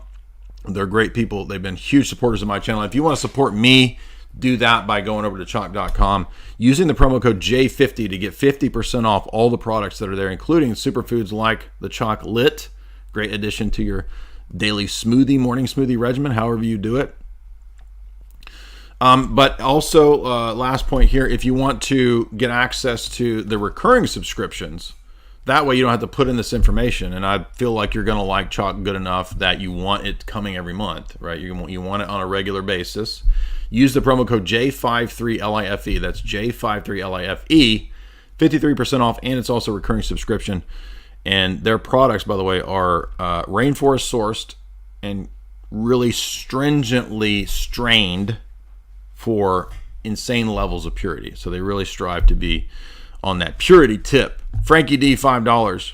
Jay, Russia called out Anglo-Saxons. Is that the Anglo-American establishment? Probably by extension, but I think that's just kind of like going back for 100 years or plus to the Great Game, right? So for a long time between, the UK and Russia, the skirmishes, the espionage back and forth to the late 1800s, it's called the Great Game. And so they were just kind of, I think, typically referred to, the Russians would, they're called the Russians, the Slavs, and then the Russians referred to, their opponents as the Anglos. I don't know that there's any direct reference to Carroll Quigley's Anglo-American establishment, but I'm sure that the people in the Russian establishment are aware of those writings. I feel sure of that. You go on to say, Tragedy and Hope describes a outer part of an empire ruling the legacy core. The U.S. calls the shots for Europe, aka the core. But remember, it's not really the U.S., right? It's a supra-state, supra-international body of people that are represented in things like Builder, BERG, Trilateral, foundations, think tanks, etc. That's the real superstructure above the nations. So it's not really America. America is the engine of this sort of superstructure, but it's not America. So I'm not exactly sure what you mean by an outer part of an empire ruling a legacy core. I guess you mean the British Empire? But yeah, in that sense, the Pax Americana is the successor to that, and that's what we had. I mean, I just covered all this in the Quigley, not Quigley, but the Milner, Fabian stuff. Michael, $5. Jay, because of the debates, I've converted to Orthodoxy. Do you have advice on choosing a church? My local Greek is overseen by a bishop who baptized child. I've heard that Rome is in communion with Rokor. Rokor is not in communion with Rome, dude. I don't know where you've ever. That's totally not the case. So I would not go to that Greek church, and I would definitely go to something like Rokor. You have a much better chance. And I don't know where you got that Rokor is in communion with Rome. Never heard anything like that. Kristen, $5. I think that this is the same guy that comes back every few months on Twitter Spaces, and he's ridiculous and won't admit it. Yeah, I started thinking so too. I mean, I don't know what that dude's issue is. Like, he's just like cannot help himself in terms of creating a new profile and coming into the Twitter Space every time, and he's just out to lunch. Like, he doesn't listen. It's been a year now. This is like the 4th or 5th time. So, seems like it. Uninspired thought, $5. Daniel, thank you for the stream. Thank you. Daniel, 99, $3. What does the Orthodox believe about Catholic confession? Well, so, I mean, it's very different in the Orthodox Church because typically confession is to your spiritual father. So, it's not this mechanical thing of a transaction. It's a spiritual guidance, and your spiritual father knows whether you're progressing or not progressing, right? So ideally, you're confessing to the same person who's giving you spiritual advice. The Roman Catholic Church is more like, there's a screen in the traditional confession. It's a screen, you don't see who's confessing, and it's more of a mechanical transaction. So that's a huge difference. Do I need to confess everything that so again, this is not like, I'm not your spiritual father. So these kinds of questions are the questions that you take to him, not to me. So you're not going to be confessing everything you've ever done in the sense of nobody can remember every sin. You're going to do a general confession of your life as best you can. And then when you are going to commune, you'll do confession before communion, whether that's every Sunday or every once a month, right? That's a decision you'll make with your spiritual father. Diet soda. Soda-ite V, $5. The attempt to justify logic by what we use or agree upon presents two questions. Do we agree upon it because it's logical, or is it logical because we agree upon it? Well, yeah, it's begging the question, and it's a fallacy. The amount of agreement and use of something has nothing to do with epistemic justification. So people just can't wrap their heads around what epistemic justification is because they've never had an epistemology class. And that's not my fault, right? It's not my fault that you don't have any grounding or knowledge of what epistemology is. If you're looking to do that, I recommend reading this great book, Becoming Intellectually Virtuous by W.J. Wood. And that one's good because it's written from basically a theistic kind of perspective, where he points out that it doesn't make sense to do epistemology without anything in the domain of normativity, right?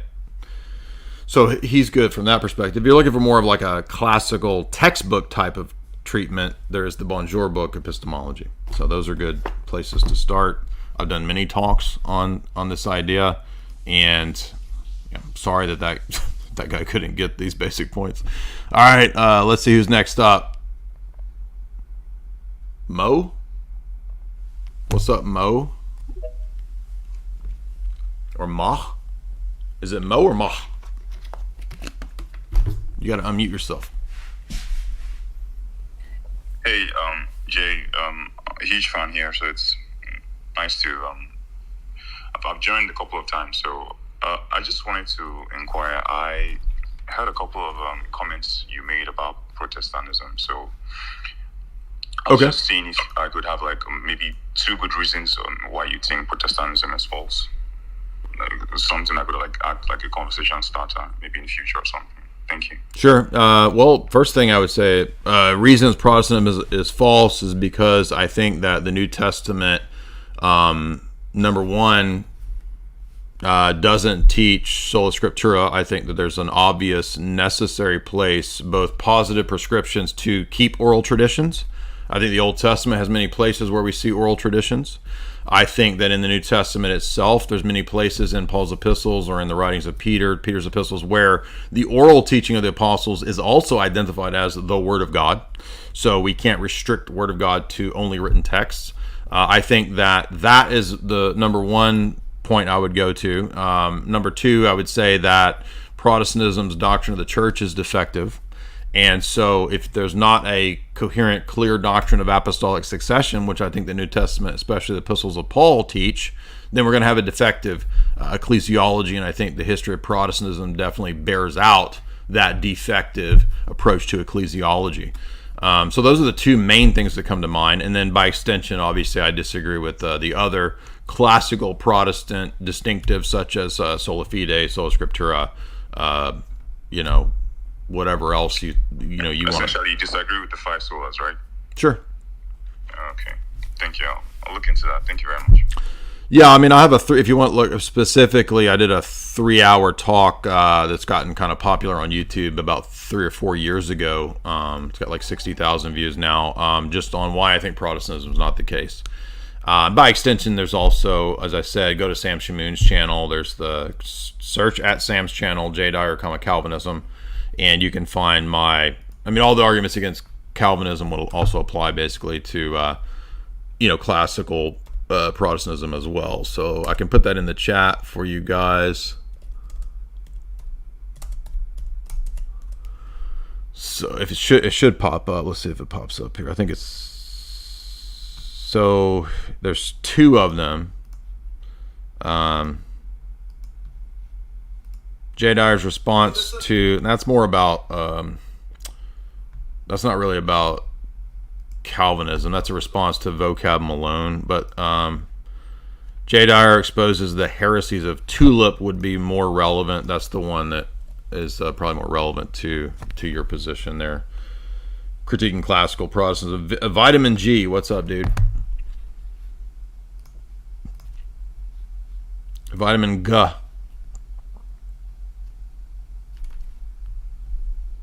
Just hit unmute, bro.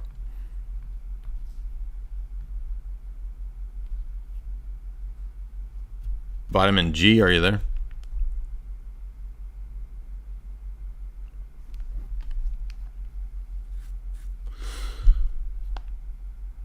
Vitamin G. Yo. All right. So, guess not. All right. So, it's open forum. You guys, if you want to chat, go ahead and request to speak. We got a super chat from J. Mel. $40. Thank you so much, J. Mel. Can you say a little bit more about Augustine and the invisible church, how it relates to predestinationism? Well, I can say that on the one hand, Augustine was anti-Donatist, obviously, in that he's the chief opponent of the Donatists in his day.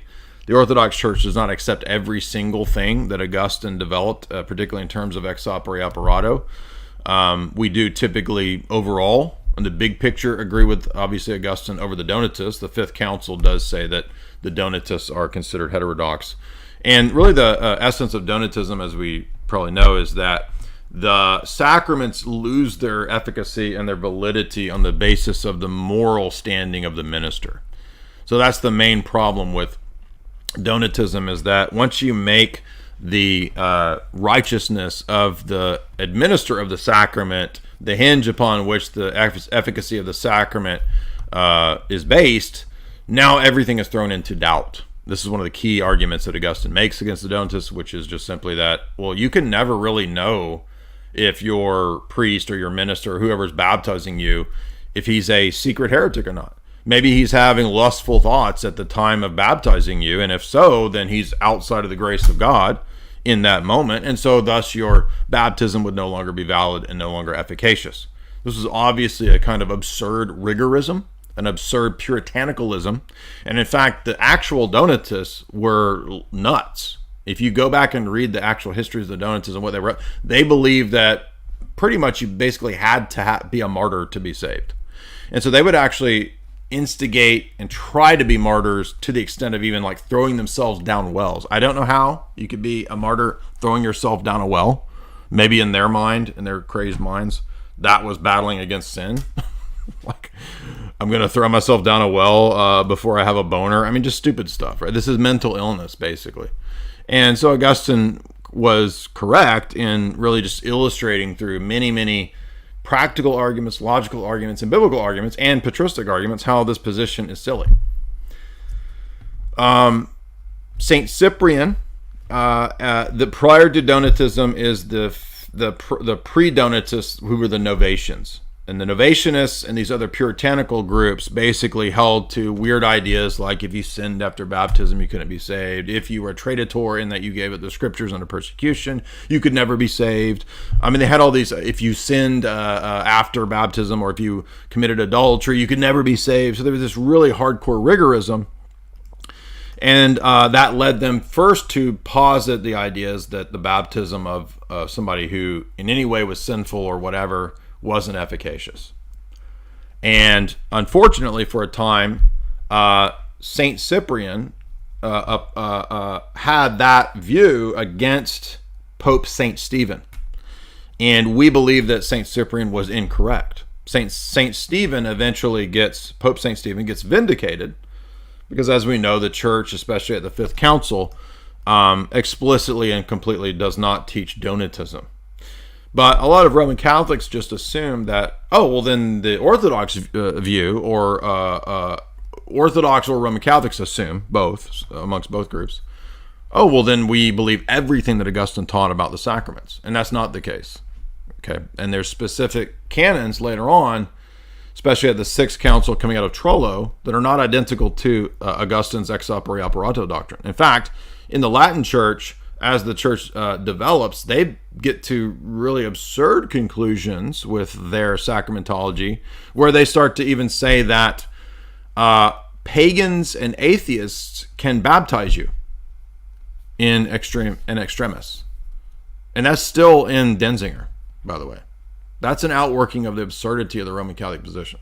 Okay, so let's understand, first of all, that that's not the Orthodox view. And included with that in the Orthodox view is that there's cases where the church, based on the canons, can choose and decide that the baptisms never even occurred. Okay, so this is very confusing to a lot of people. People get all caught up in this, but the Orthodox Church does not have a strict, total Augustinian ex opere operato view. But that doesn't make us Donatists, and that's another mistake that a lot of people make. Oh, you're a Donatist. No. That's why, canonically speaking, there's been varying positions at different times based on different circumstances historically and what was going on historically and different groups' own history as to whether their baptisms were acceptable or not. And Roman Catholics just can't wrap their head around this, right? They just can't get that, number one, there is a principle of economia here, and there's a principle of basic guidance by which we do and don't accept baptisms. And there's also a notion that it's left up to local churches and so forth to make that decision. Because there's just not an easy, hard and fast rule, okay? So, anyway, but if baptism of desire is the case, in my view, then it is also the case that the church's grace makes up for the defects that whatever this or that bishop might be involved in. So if Bishop X doesn't properly baptize people who were received into the church from some dumb heresy that did things, a baptism in a non-canonical way that was not accepted, then if the church via baptism of desire accepts catechumens, then that grace makes up for it. But that doesn't mean because there's a grace that makes up for it that we should make insanity and anything goes the norm. There should be principles, and this is why different jurisdictions do kind of adopt across the board principles, because things have gotten so kind of crazy in groups outside the Orthodox Church that it's just better and easier, ROCOR, for example, reasons, to just receive everybody in the same way. And that makes sense, right? But different people, different converts, different groups, there's going to be different situations based on different reception. And, in the Roman Catholic idea, that's just crazy to them. They think it's like either or. It's like there's got to be one rule for all cases. And they think that economia is some kind of like, on the one hand, they think it's liberalism and crazy. And then on the other hand, they're like, you're Donatists. Well, have you read the festal letters of St. Athanasius? Do you think Athanasius was a Donatist? Because he says that there's no Eucharist outside the church. How can you have the sacraments if you don't have the faith? Okay, that's not Donatism. Okay, Donatism says that you lose grace on the basis of sins. Any sins. So if you're thinking dirty thoughts, your sacraments are no good. Right? That's the silliness of Donatism. However, to say that people outside of the faith, people that have been publicly excommunicated, right, groups that are publicly heterodox, to say that they still have the grace of the sacraments doesn't make sense. Now, can God on an individual basis give grace to those people? Sure. But we're not going to publicly recognize the Eucharist, for example, in the Roman Catholic Church. How could it be the Eucharist, which is the sign of the unity of the faith and the body, when they're outside the faith and the body? I mean, it's not that difficult. Some of this sounds difficult, but it's not actually that difficult. So, back to the point about Donatism and predestination. So, Augustine had good motives and some good arguments in combating Donatism and defending the sacramentology that he thought was the most logical. However, the church of the Imperium, and you can see this in the canons up into Trullo, which Rome doesn't accept Trullo, by the way, and the Seventh Council, which is odd because the Seventh Council accepts Trullo and Rome claims to accept the Seventh Council. So, but you'll notice that the canons in Trullo are not a wholesale acceptance of everything in Augustinianism, because it gets a little more precise, where, for example, eunomian baptism is not accepted in the canons of Trullo. If you were baptized in a single immersion, that's considered to be eunomian, and they ruled that that shouldn't count, right? So there's more precision later on, and there's also, John Damascus and other canons say, well, you can accept the form without granting that the grace was there. So the form of baptism that, or even ordination that was done in some schismatic group might be accepted, but the grace is prevented until they come back to the Orthodox Church. And it may not be necessary to redo the ritual because it was performed in the right way. What was lacking was made up for when they professed to no longer believe the heresy. So, Mark, $25. Oh, I did want to say that.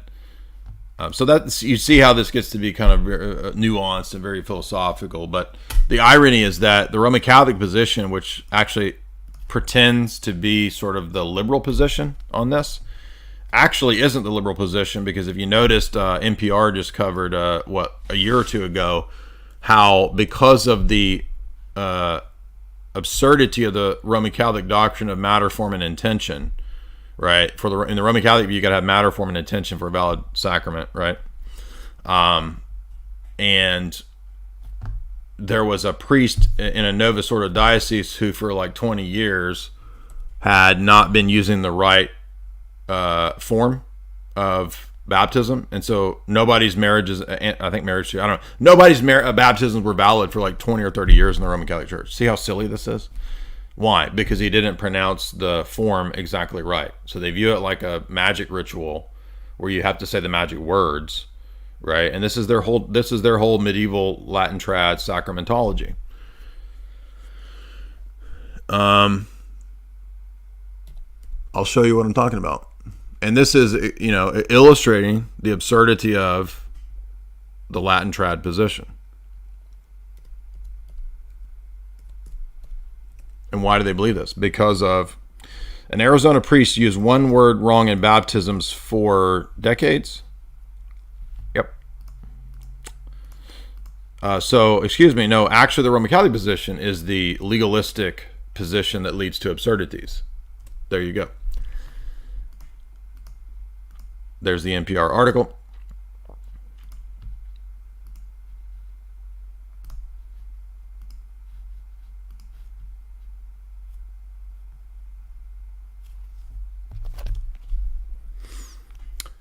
Oh, and then we had another super chat about Mark, $25. There's an interesting new video, Subversion of American Orthodoxy. Yeah, I put it in various, I sent it to various friends. It's about subversion of the church from within. Would love to hear your thoughts. Again, if you follow me, you've seen me share this with many people. So, I was already aware of it. And by the way, I was aware of all that material. Not all of it, because some of it's fairly recent, but have you guys not been listening to what I've talked about for 8 or 10 years? Not you, Mark, there, but yes, I'm familiar with that. Well Emmanuel, $5. I alone versus need a church versus sola scriptura, a false dialectic? Yeah, that's kind of the Protestant, that's like the evangelical idea, right? That the church is sort of optional. It's me and Jesus, and then the church is like this optional thing.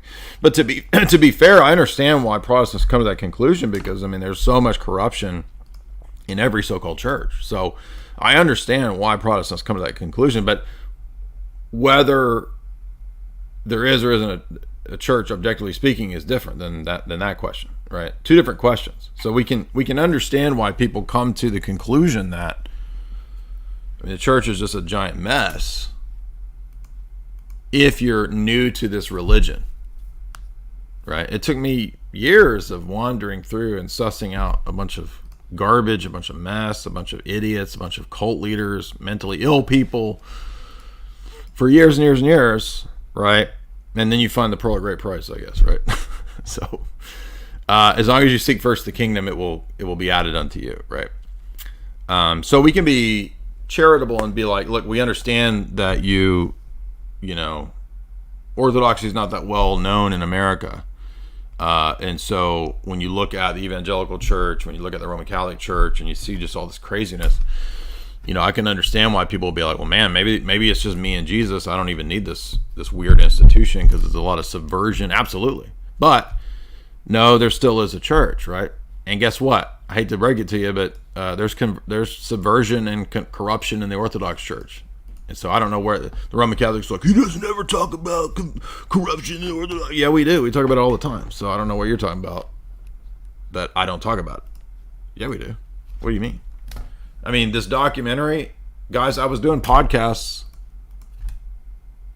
5 years ago about the same stuff. I'm not knocking you for mentioning the documentary, but it's like, yeah, of course I know about all that material. What are you talking about? So yeah, that's a false dialectic, the individual versus the church. Am I correct in thinking that different elements such as the doctrine of the news, the doctrine of the Bible, the doctrine of tradition, the doctrine of the church need a proper place? Yeah, I mean, it's a holistic thing, right? These things don't exist in isolation. The Bible is a part of tradition. Tradition was used to help determine what books go into the Bible. Who determined that? The church. So yeah, all these things, it's a holistic thing. You can't separate out all these things into a piecemeal thing. I'll take Jesus, Bible, and my prayer corner.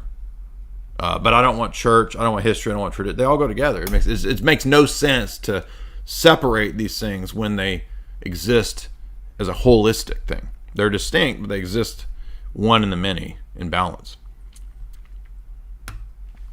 All right, let's see who's next. We got Vitamin G's back. He wasn't there when I went to him. What's up, Vitamin G? Are you there?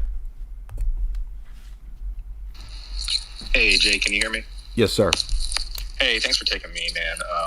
I'm going to try to keep this brief. I'm an Orthodox inquirer, I'd say, coming from like a Protestant secular home. Uh-huh.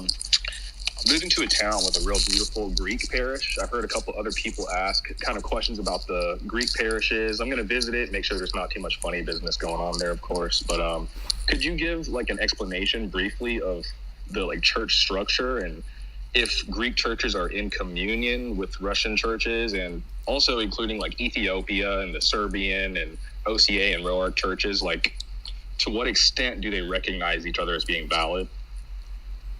Okay, so Ethiopians are not Orthodox. They are Orientals, and they're not part of our communion. The other groups are all, loosely speaking, still in communion, but the Russian church is in a state of canonical severance and discipline with the ecumenical patriarchate. So that would be the Greek church, or the Go-Arch, basically, in America. So right now, if you joined a Greek church and then later went to a Russian Orthodox church, you would still be accepted, and your reception in the church would be considered valid. It would be considered efficacious and gracious. However, if there is a excommunication where the Russian church and the ecumenical patriarchate split, then if a person came from the Greek churches after that, and their baptism, their reception in the church was after that excommunication, it would not be received or accepted. It would be redone in anybody under ROCOR or whatever, whoever sides with ROCOR. So, but right now that hasn't happened, and so people are still accepted, except that in the jurisdiction, if you're in a Russian jurisdiction, I can't go to Go-Arch churches without specific permission of the bishop. Of course, I don't have any real desire to go to those churches anyway, but that doesn't mean that individual priests and individual people in Go-Arch are inherently or universally bad. This is not a unique situation in the history of the church. There have been many cases in the history of the church where patriarchates were canonically separated and divided from one another and eventually excommunicated one another. So this is something Roman Catholics, oh, we got you guys. Well, you realize that this went on in multiple cases in the first 1,000 years of the church. So if this itself, this problem is itself a thing that refutes the church, then you're just undermining your own church, dummy, because it occurred in the first 1,000 years, which is what you think that was your church. So you see that this doesn't prove Roman Catholicism. They love to harp on this. And by the way, we just had one of the schisms healed. Several decades long schism was just recently healed in the Orthodox Church. You can just look that up. And there was no papacy. So remember the Roman Catholics, you can't heal schisms without the papacy. Well, we just healed a schism with no pope. So what are you talking about? Again, proving that the papacy really contributes no positive practical aid or support to this at all. The other thing too is that unfortunately both the EP and Francis are quite clearly captives of geopolitical forces and powers. So that's the real reason why Frank goes along with the globalist agenda just as much as Bartholomew does. And it's not accidental that Frank and Bartholomew want to join up together. So that's the real end goal of the ecumenical patriarchate, is to go back to Rome. It's pretty clear. They've made these statements many, many times. So I don't know why anybody would want to do that. I mean, the crazier and crazier that the whole domain of Rome gets, why on earth would anyone want to go to that or go back to that? I mean, you have to be completely spiritually desensitized to want to go back to Frank's thing. So anyway, so basically the point here is that when it comes to local Orthodox jurisdictions, technically, yes, they're all still in communion, but there may be a future full-on rupture. There's in the Orthodox view, there's stages to canon law. It's not an all or nothing thing. So there's stages to canonical discipline. And so the severance between Moscow and the EP is up to the point right prior to excommunication. So there's like removal from the diptychs. They're no longer in communion. Then comes the next stage of canonical discipline. Again, Roman Catholics, we have a different canon law, so they don't understand any of this. For them, it's just whatever the Pope says, supposedly. But actually, in actual practice, the Roman Catholic position is it's whatever the Pope says when I like it, right? So they're all just basically now, everybody can see that they're all just Protestant papalists, because every Roman Catholic out there follows Francis when they think Francis is being orthodox and teaching what is their conception of Catholic tradition. And this amounts to basically the Pope is indefectible unless he defects or until he defects. So I've tried to boil this down to my simplest, easiest argument against the papacy, that the position is absurd because the whole thing is the Roman Catholic Church, the Roman See, is indefectible until it defects. That's literally what they're all saying, and they think that that's sensible and coherent. They actually think that makes sense. Thus, all of the mental gymnastics that we see. So don't let the Roman Catholics try to seize upon that as a gotcha. Roham. What's up, Roham? The writers of Roham. Facundo. What's up, Roham? Yo, how you doing, Jay? Hey, what's up, dude? I'm doing good. How are you? Good. I wanted to ask you a couple of questions. So I wanted to ask you, Sure. First of all, why is penal substitution wrong, and why is Wait, slow down. Why what? the penal substitution?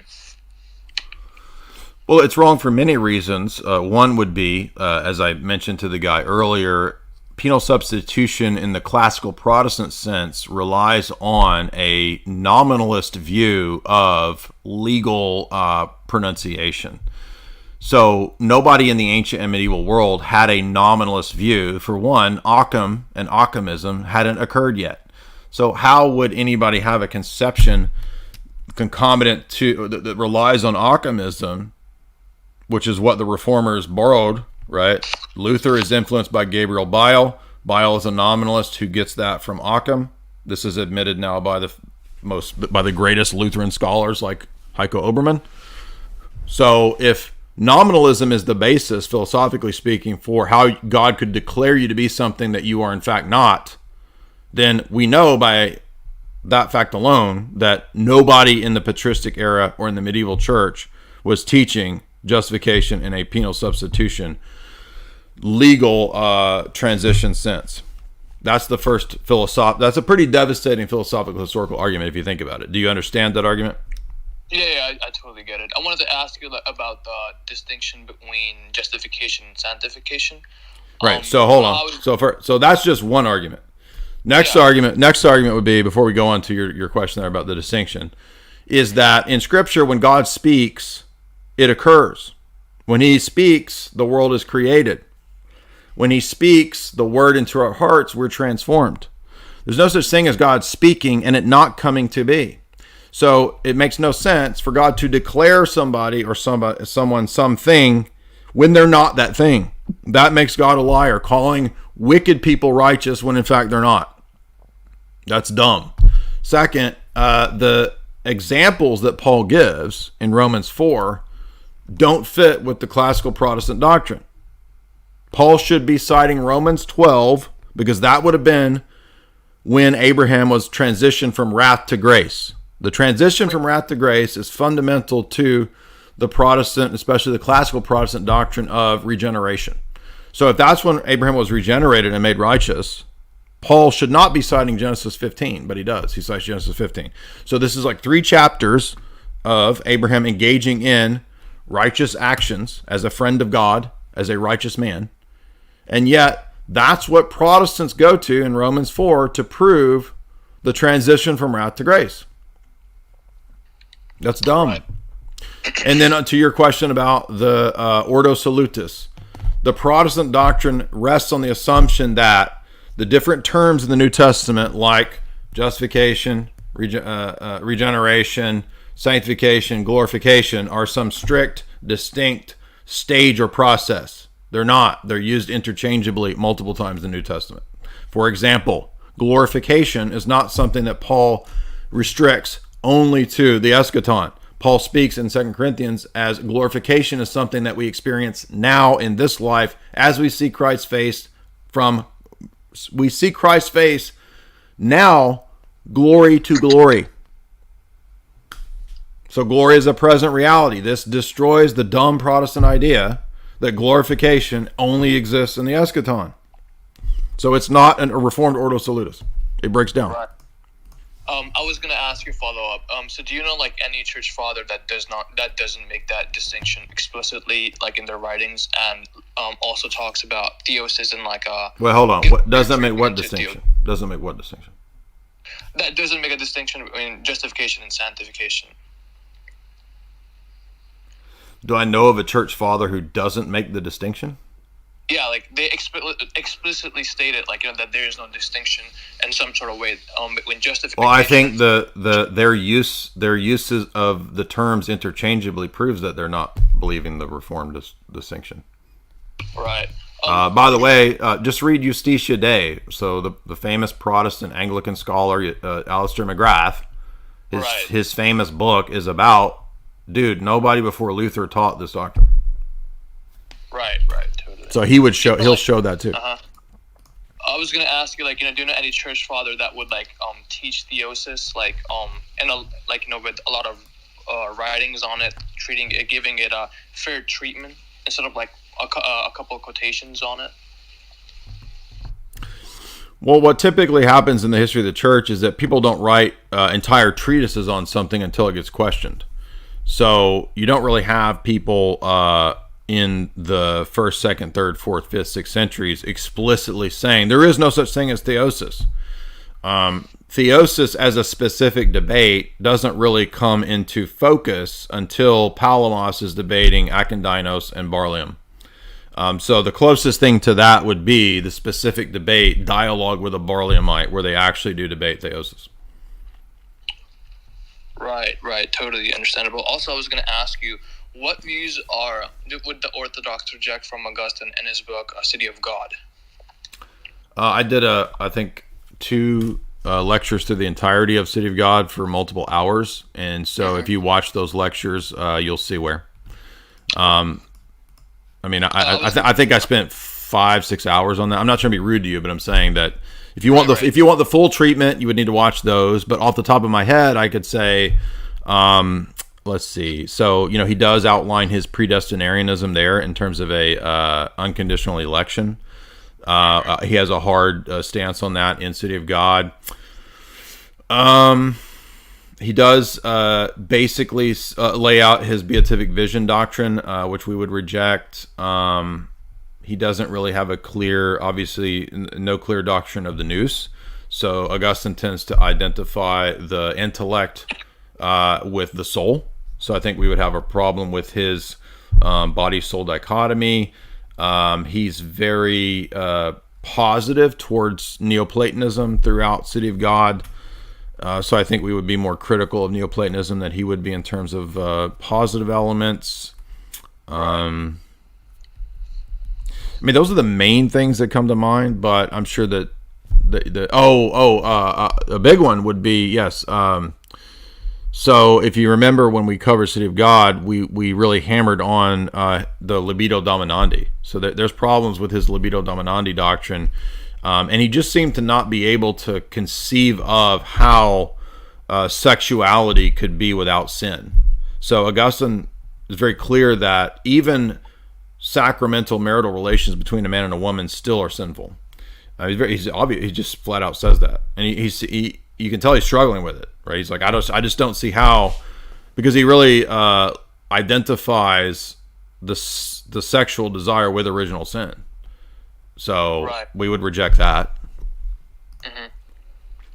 I was just asking because I have to read that book for college, and I was just trying to get some guidance from you. I also bought a lot of commentaries from John Chrysostom, and I'm just going through those. And I was just going to ask you, do you know like any views that Orthodox would reject that Chrysostom holds to? I don't think any church father is infallible in themselves. They might have writings that various councils say are without error or represent, the purity of the Orthodox faith.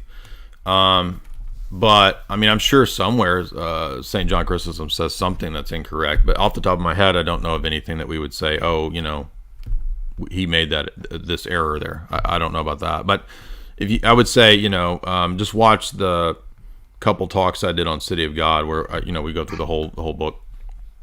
Right. My last question was on the icons. Do you know, if the early church had icons or not? Sure. I mean, they may not have had a full, explicit, fleshed out theology of the Seventh Council, but we know that there are, early examples of, sort of, I guess what you say, primitive iconography in the church. We know that the New Testament has the principles behind iconography, such as relics, such as liturgical candles, which are mentioned in the book of Acts. We have vestments and things mentioned in the book of the Apocalypse, which we think is a liturgy.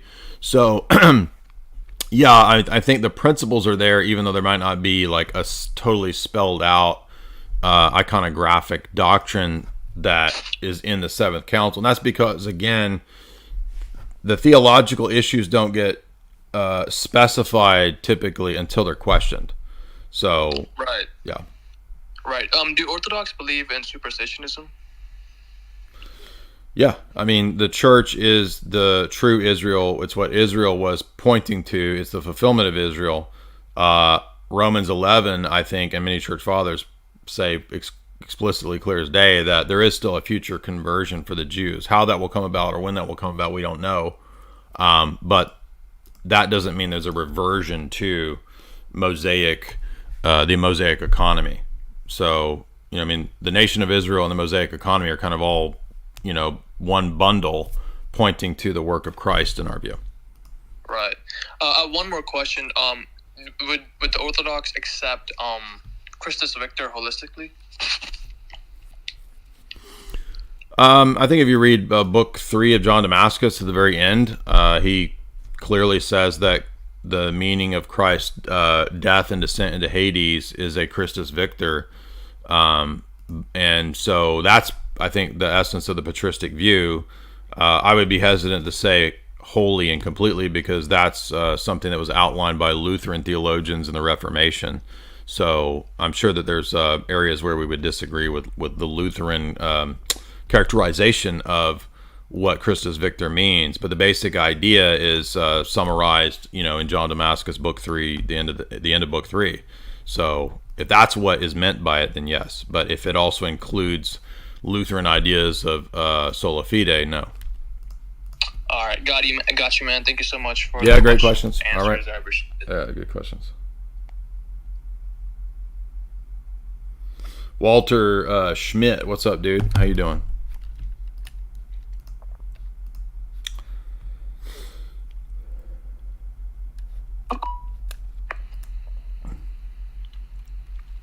Jay? Hey, what's up, Walter? Hi, Jay. I really like your videos.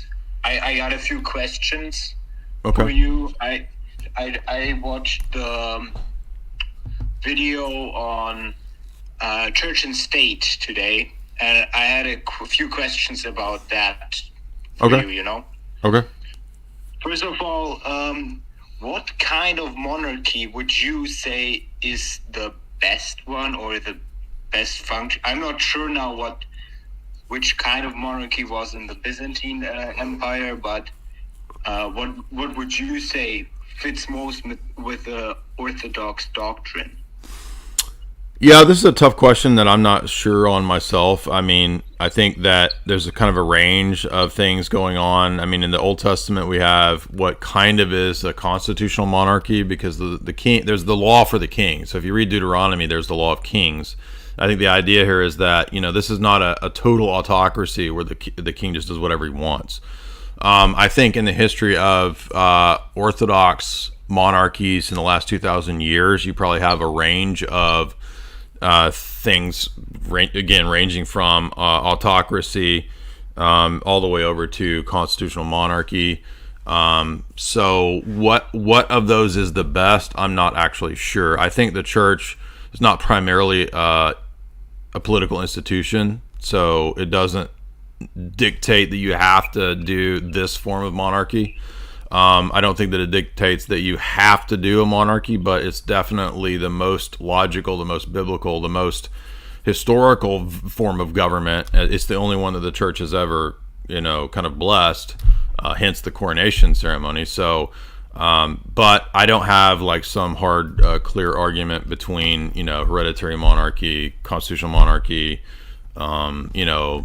emperor, imperium. I mean, I'm not, I would just hesitate and say that I'm actually not historically astute enough to really make that call. I can tell you the basics of what I think is the case, but I would need to go, a lot deeper into, the history of Byzantium and history of various monarchies and whatnot. And, that's just an area of limitation for me. I'm not primarily a historian. I do have a degree in history. I know a lot of church history, but I'm not a historian. I'm not a statesman. So, these are this starts getting in the domain of where I'm out of my field of where I'm proficient.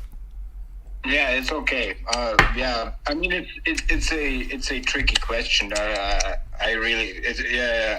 But another question that I have is, what is the name of the documentary you were mentioning? I couldn't find it. I found one, but I'm not sure what it is. And on your site, I couldn't find anything. What documentary? About what? You were mentioning a documentary about Byzantine that was made by some Russian. They scrubbed that from YouTube. It used to be on BitChute, but I don't know if you can find it anywhere.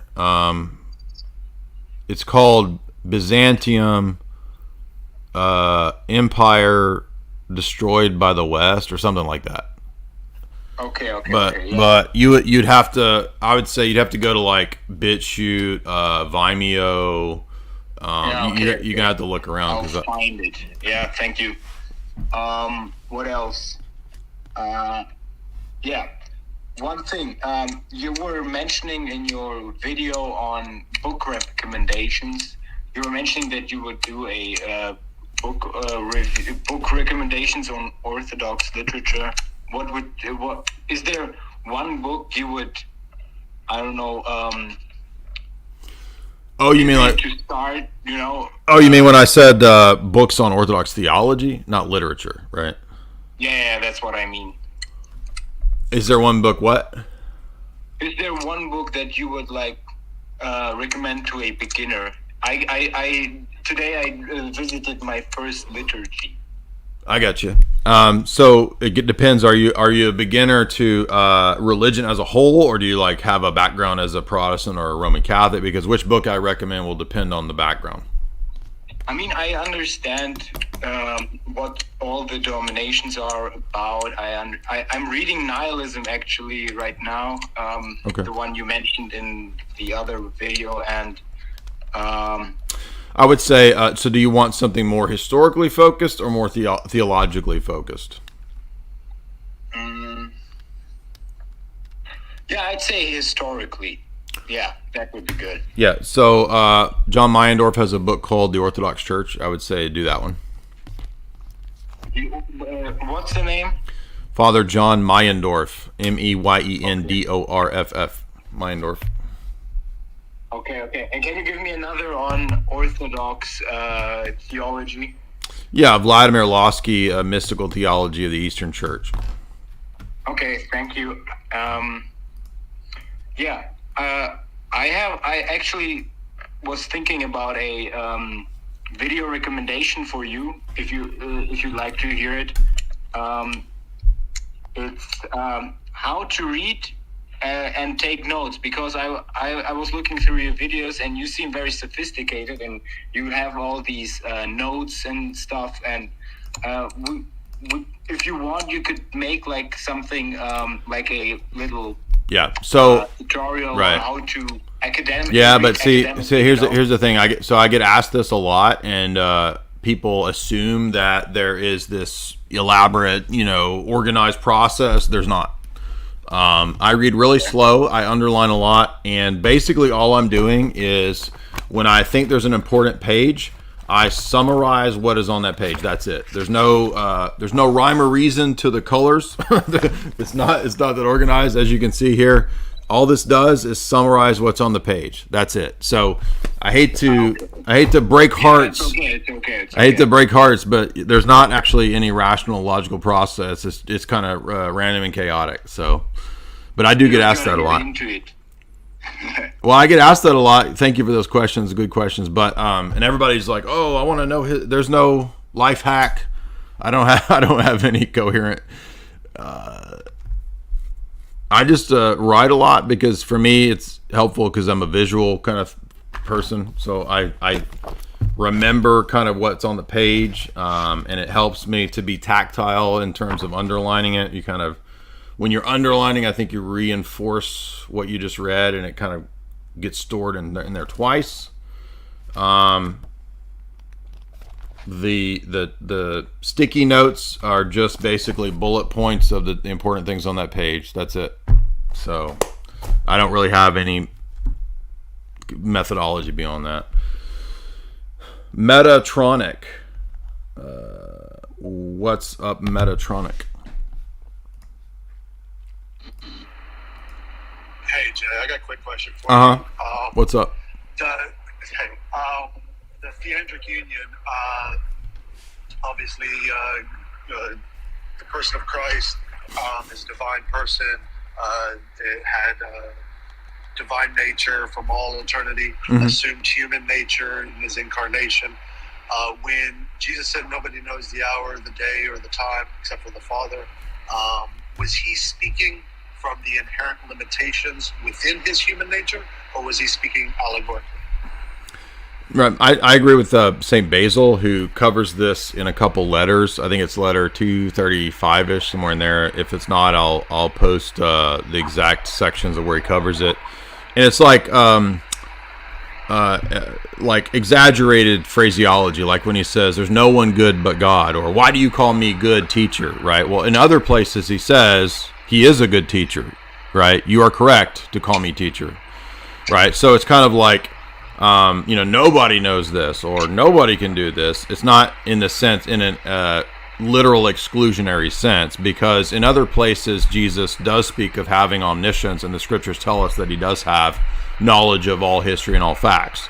So does that make sense? And that's the kind of the line, that's the line of reasoning that Basil has. So you would differentiate his experience of hunger and that specific passage that we're referring to as two different, as the result of two different things. One was allegorical, and then the hunger was due to his inherent the inherent limitations within his human nature. Or how would you describe the hunger?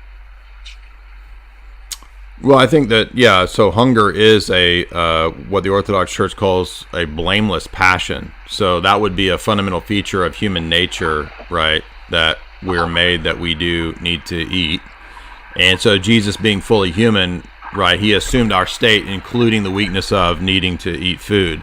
But the reason I'm saying that I don't think the statement about knowledge is identical to that kind of a statement is because in other places he is said to have omniscience and he does know all facts. That's why I'm saying that. But there's no other statement, for example, where we have a denial of his full humanity or of his experiencing of hunger. Yeah, and so one of the things that prompted me to ask this question was because I was in a conversation about this topic with somebody else, and they brought up this notion. I don't know how to refute it. They said if he was omniscient and claimed to not know the hour or the time of the day, wouldn't that be, and he said, wouldn't that be lying? To be omniscient and yet to say that you lack some knowledge.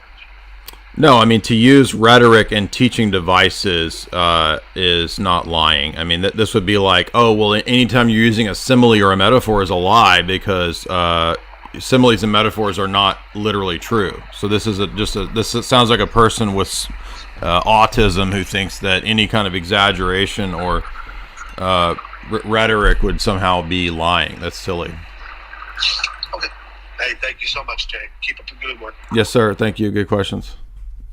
Yeah, like using exaggerations is silly. Jose, what's up, Jose?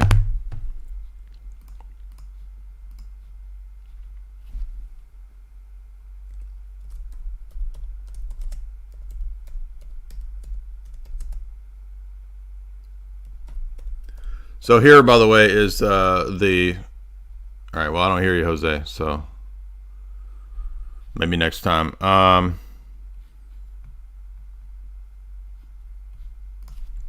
Basil's argument about this question was Jesus ignorant? And I will put this article in the chat because, of course, we get this one all the time. And you'll notice that Basil basically is just saying, look, no one knows the Son but the Father. Okay, so does that mean the Holy Spirit doesn't know the Son? Does that mean the apostles don't know the Son? This is just being dumb. I'm not saying you, God that asked the question, is dumb. It's just that not being able to recognize figures of speech, which the Bible uses figures of speech. The Bible uses exaggeration and metaphors and similes all the time. And to act like that's lying is just retarded. I'm sorry, but that's like just dumb. So here is Basil. Like, we can't use common linguistic terminology. I mean, it's just silly. Like, I can't even fathom who thinks this way, that like using literary devices is somehow, it's just, people are just messed up, dude. So there's the article, and Basil gives examples of there's none good but God. Oh, okay, so literally nobody's good but God the Father. I mean, it's just silly. So Jesus uses figures of speech.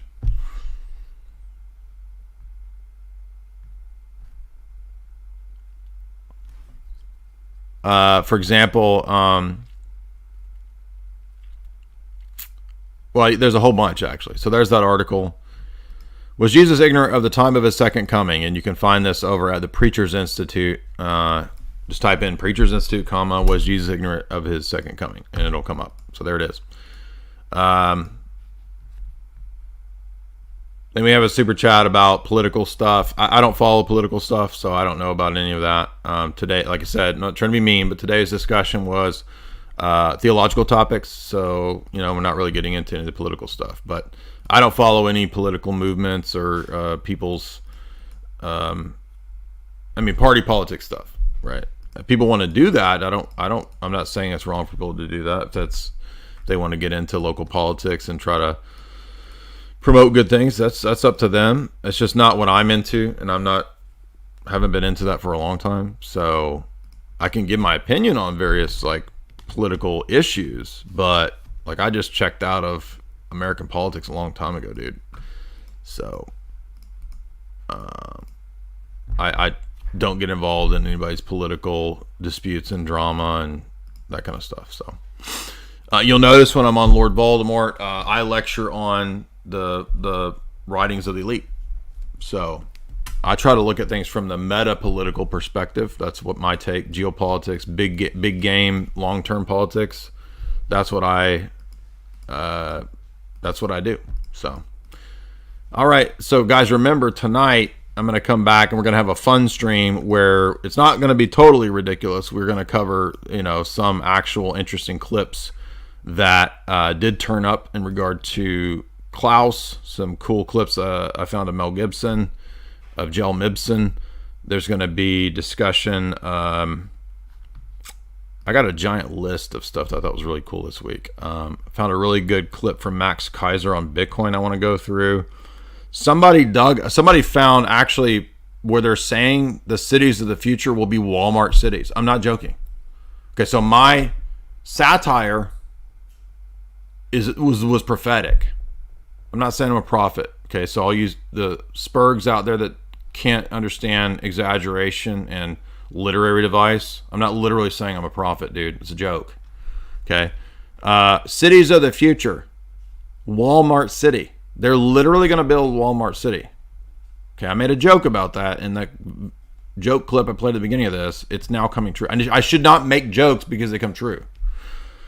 Found another clip of Mass Depop. I'm going to react to Young Don reacting. I don't know what he said, so it's going to be fun to see what he says and critique it in a fun way, not in a hostile, antagonistic way. We're going to have fun with it. I want to get into this Max Kaiser interview where there's a clip about Bitcoin that I thought was very illustrative. This Dutch Parliament dude said something super based in Chad that's going to be pretty cool. I want to look at some of what Tristan talked about in his new video. We're going to go through a collage of Klaus and WEF clips and the stupid David Blaine clip I found. And then there's a clip of Fletcher Prouty saying stuff that I said about oil that I think was relevant. So we're going to have fun tonight. It's going to be serious and jokey at the same time. So come back in a couple hours for tonight's live stream. And thank you guys so much. It was a lot of fun.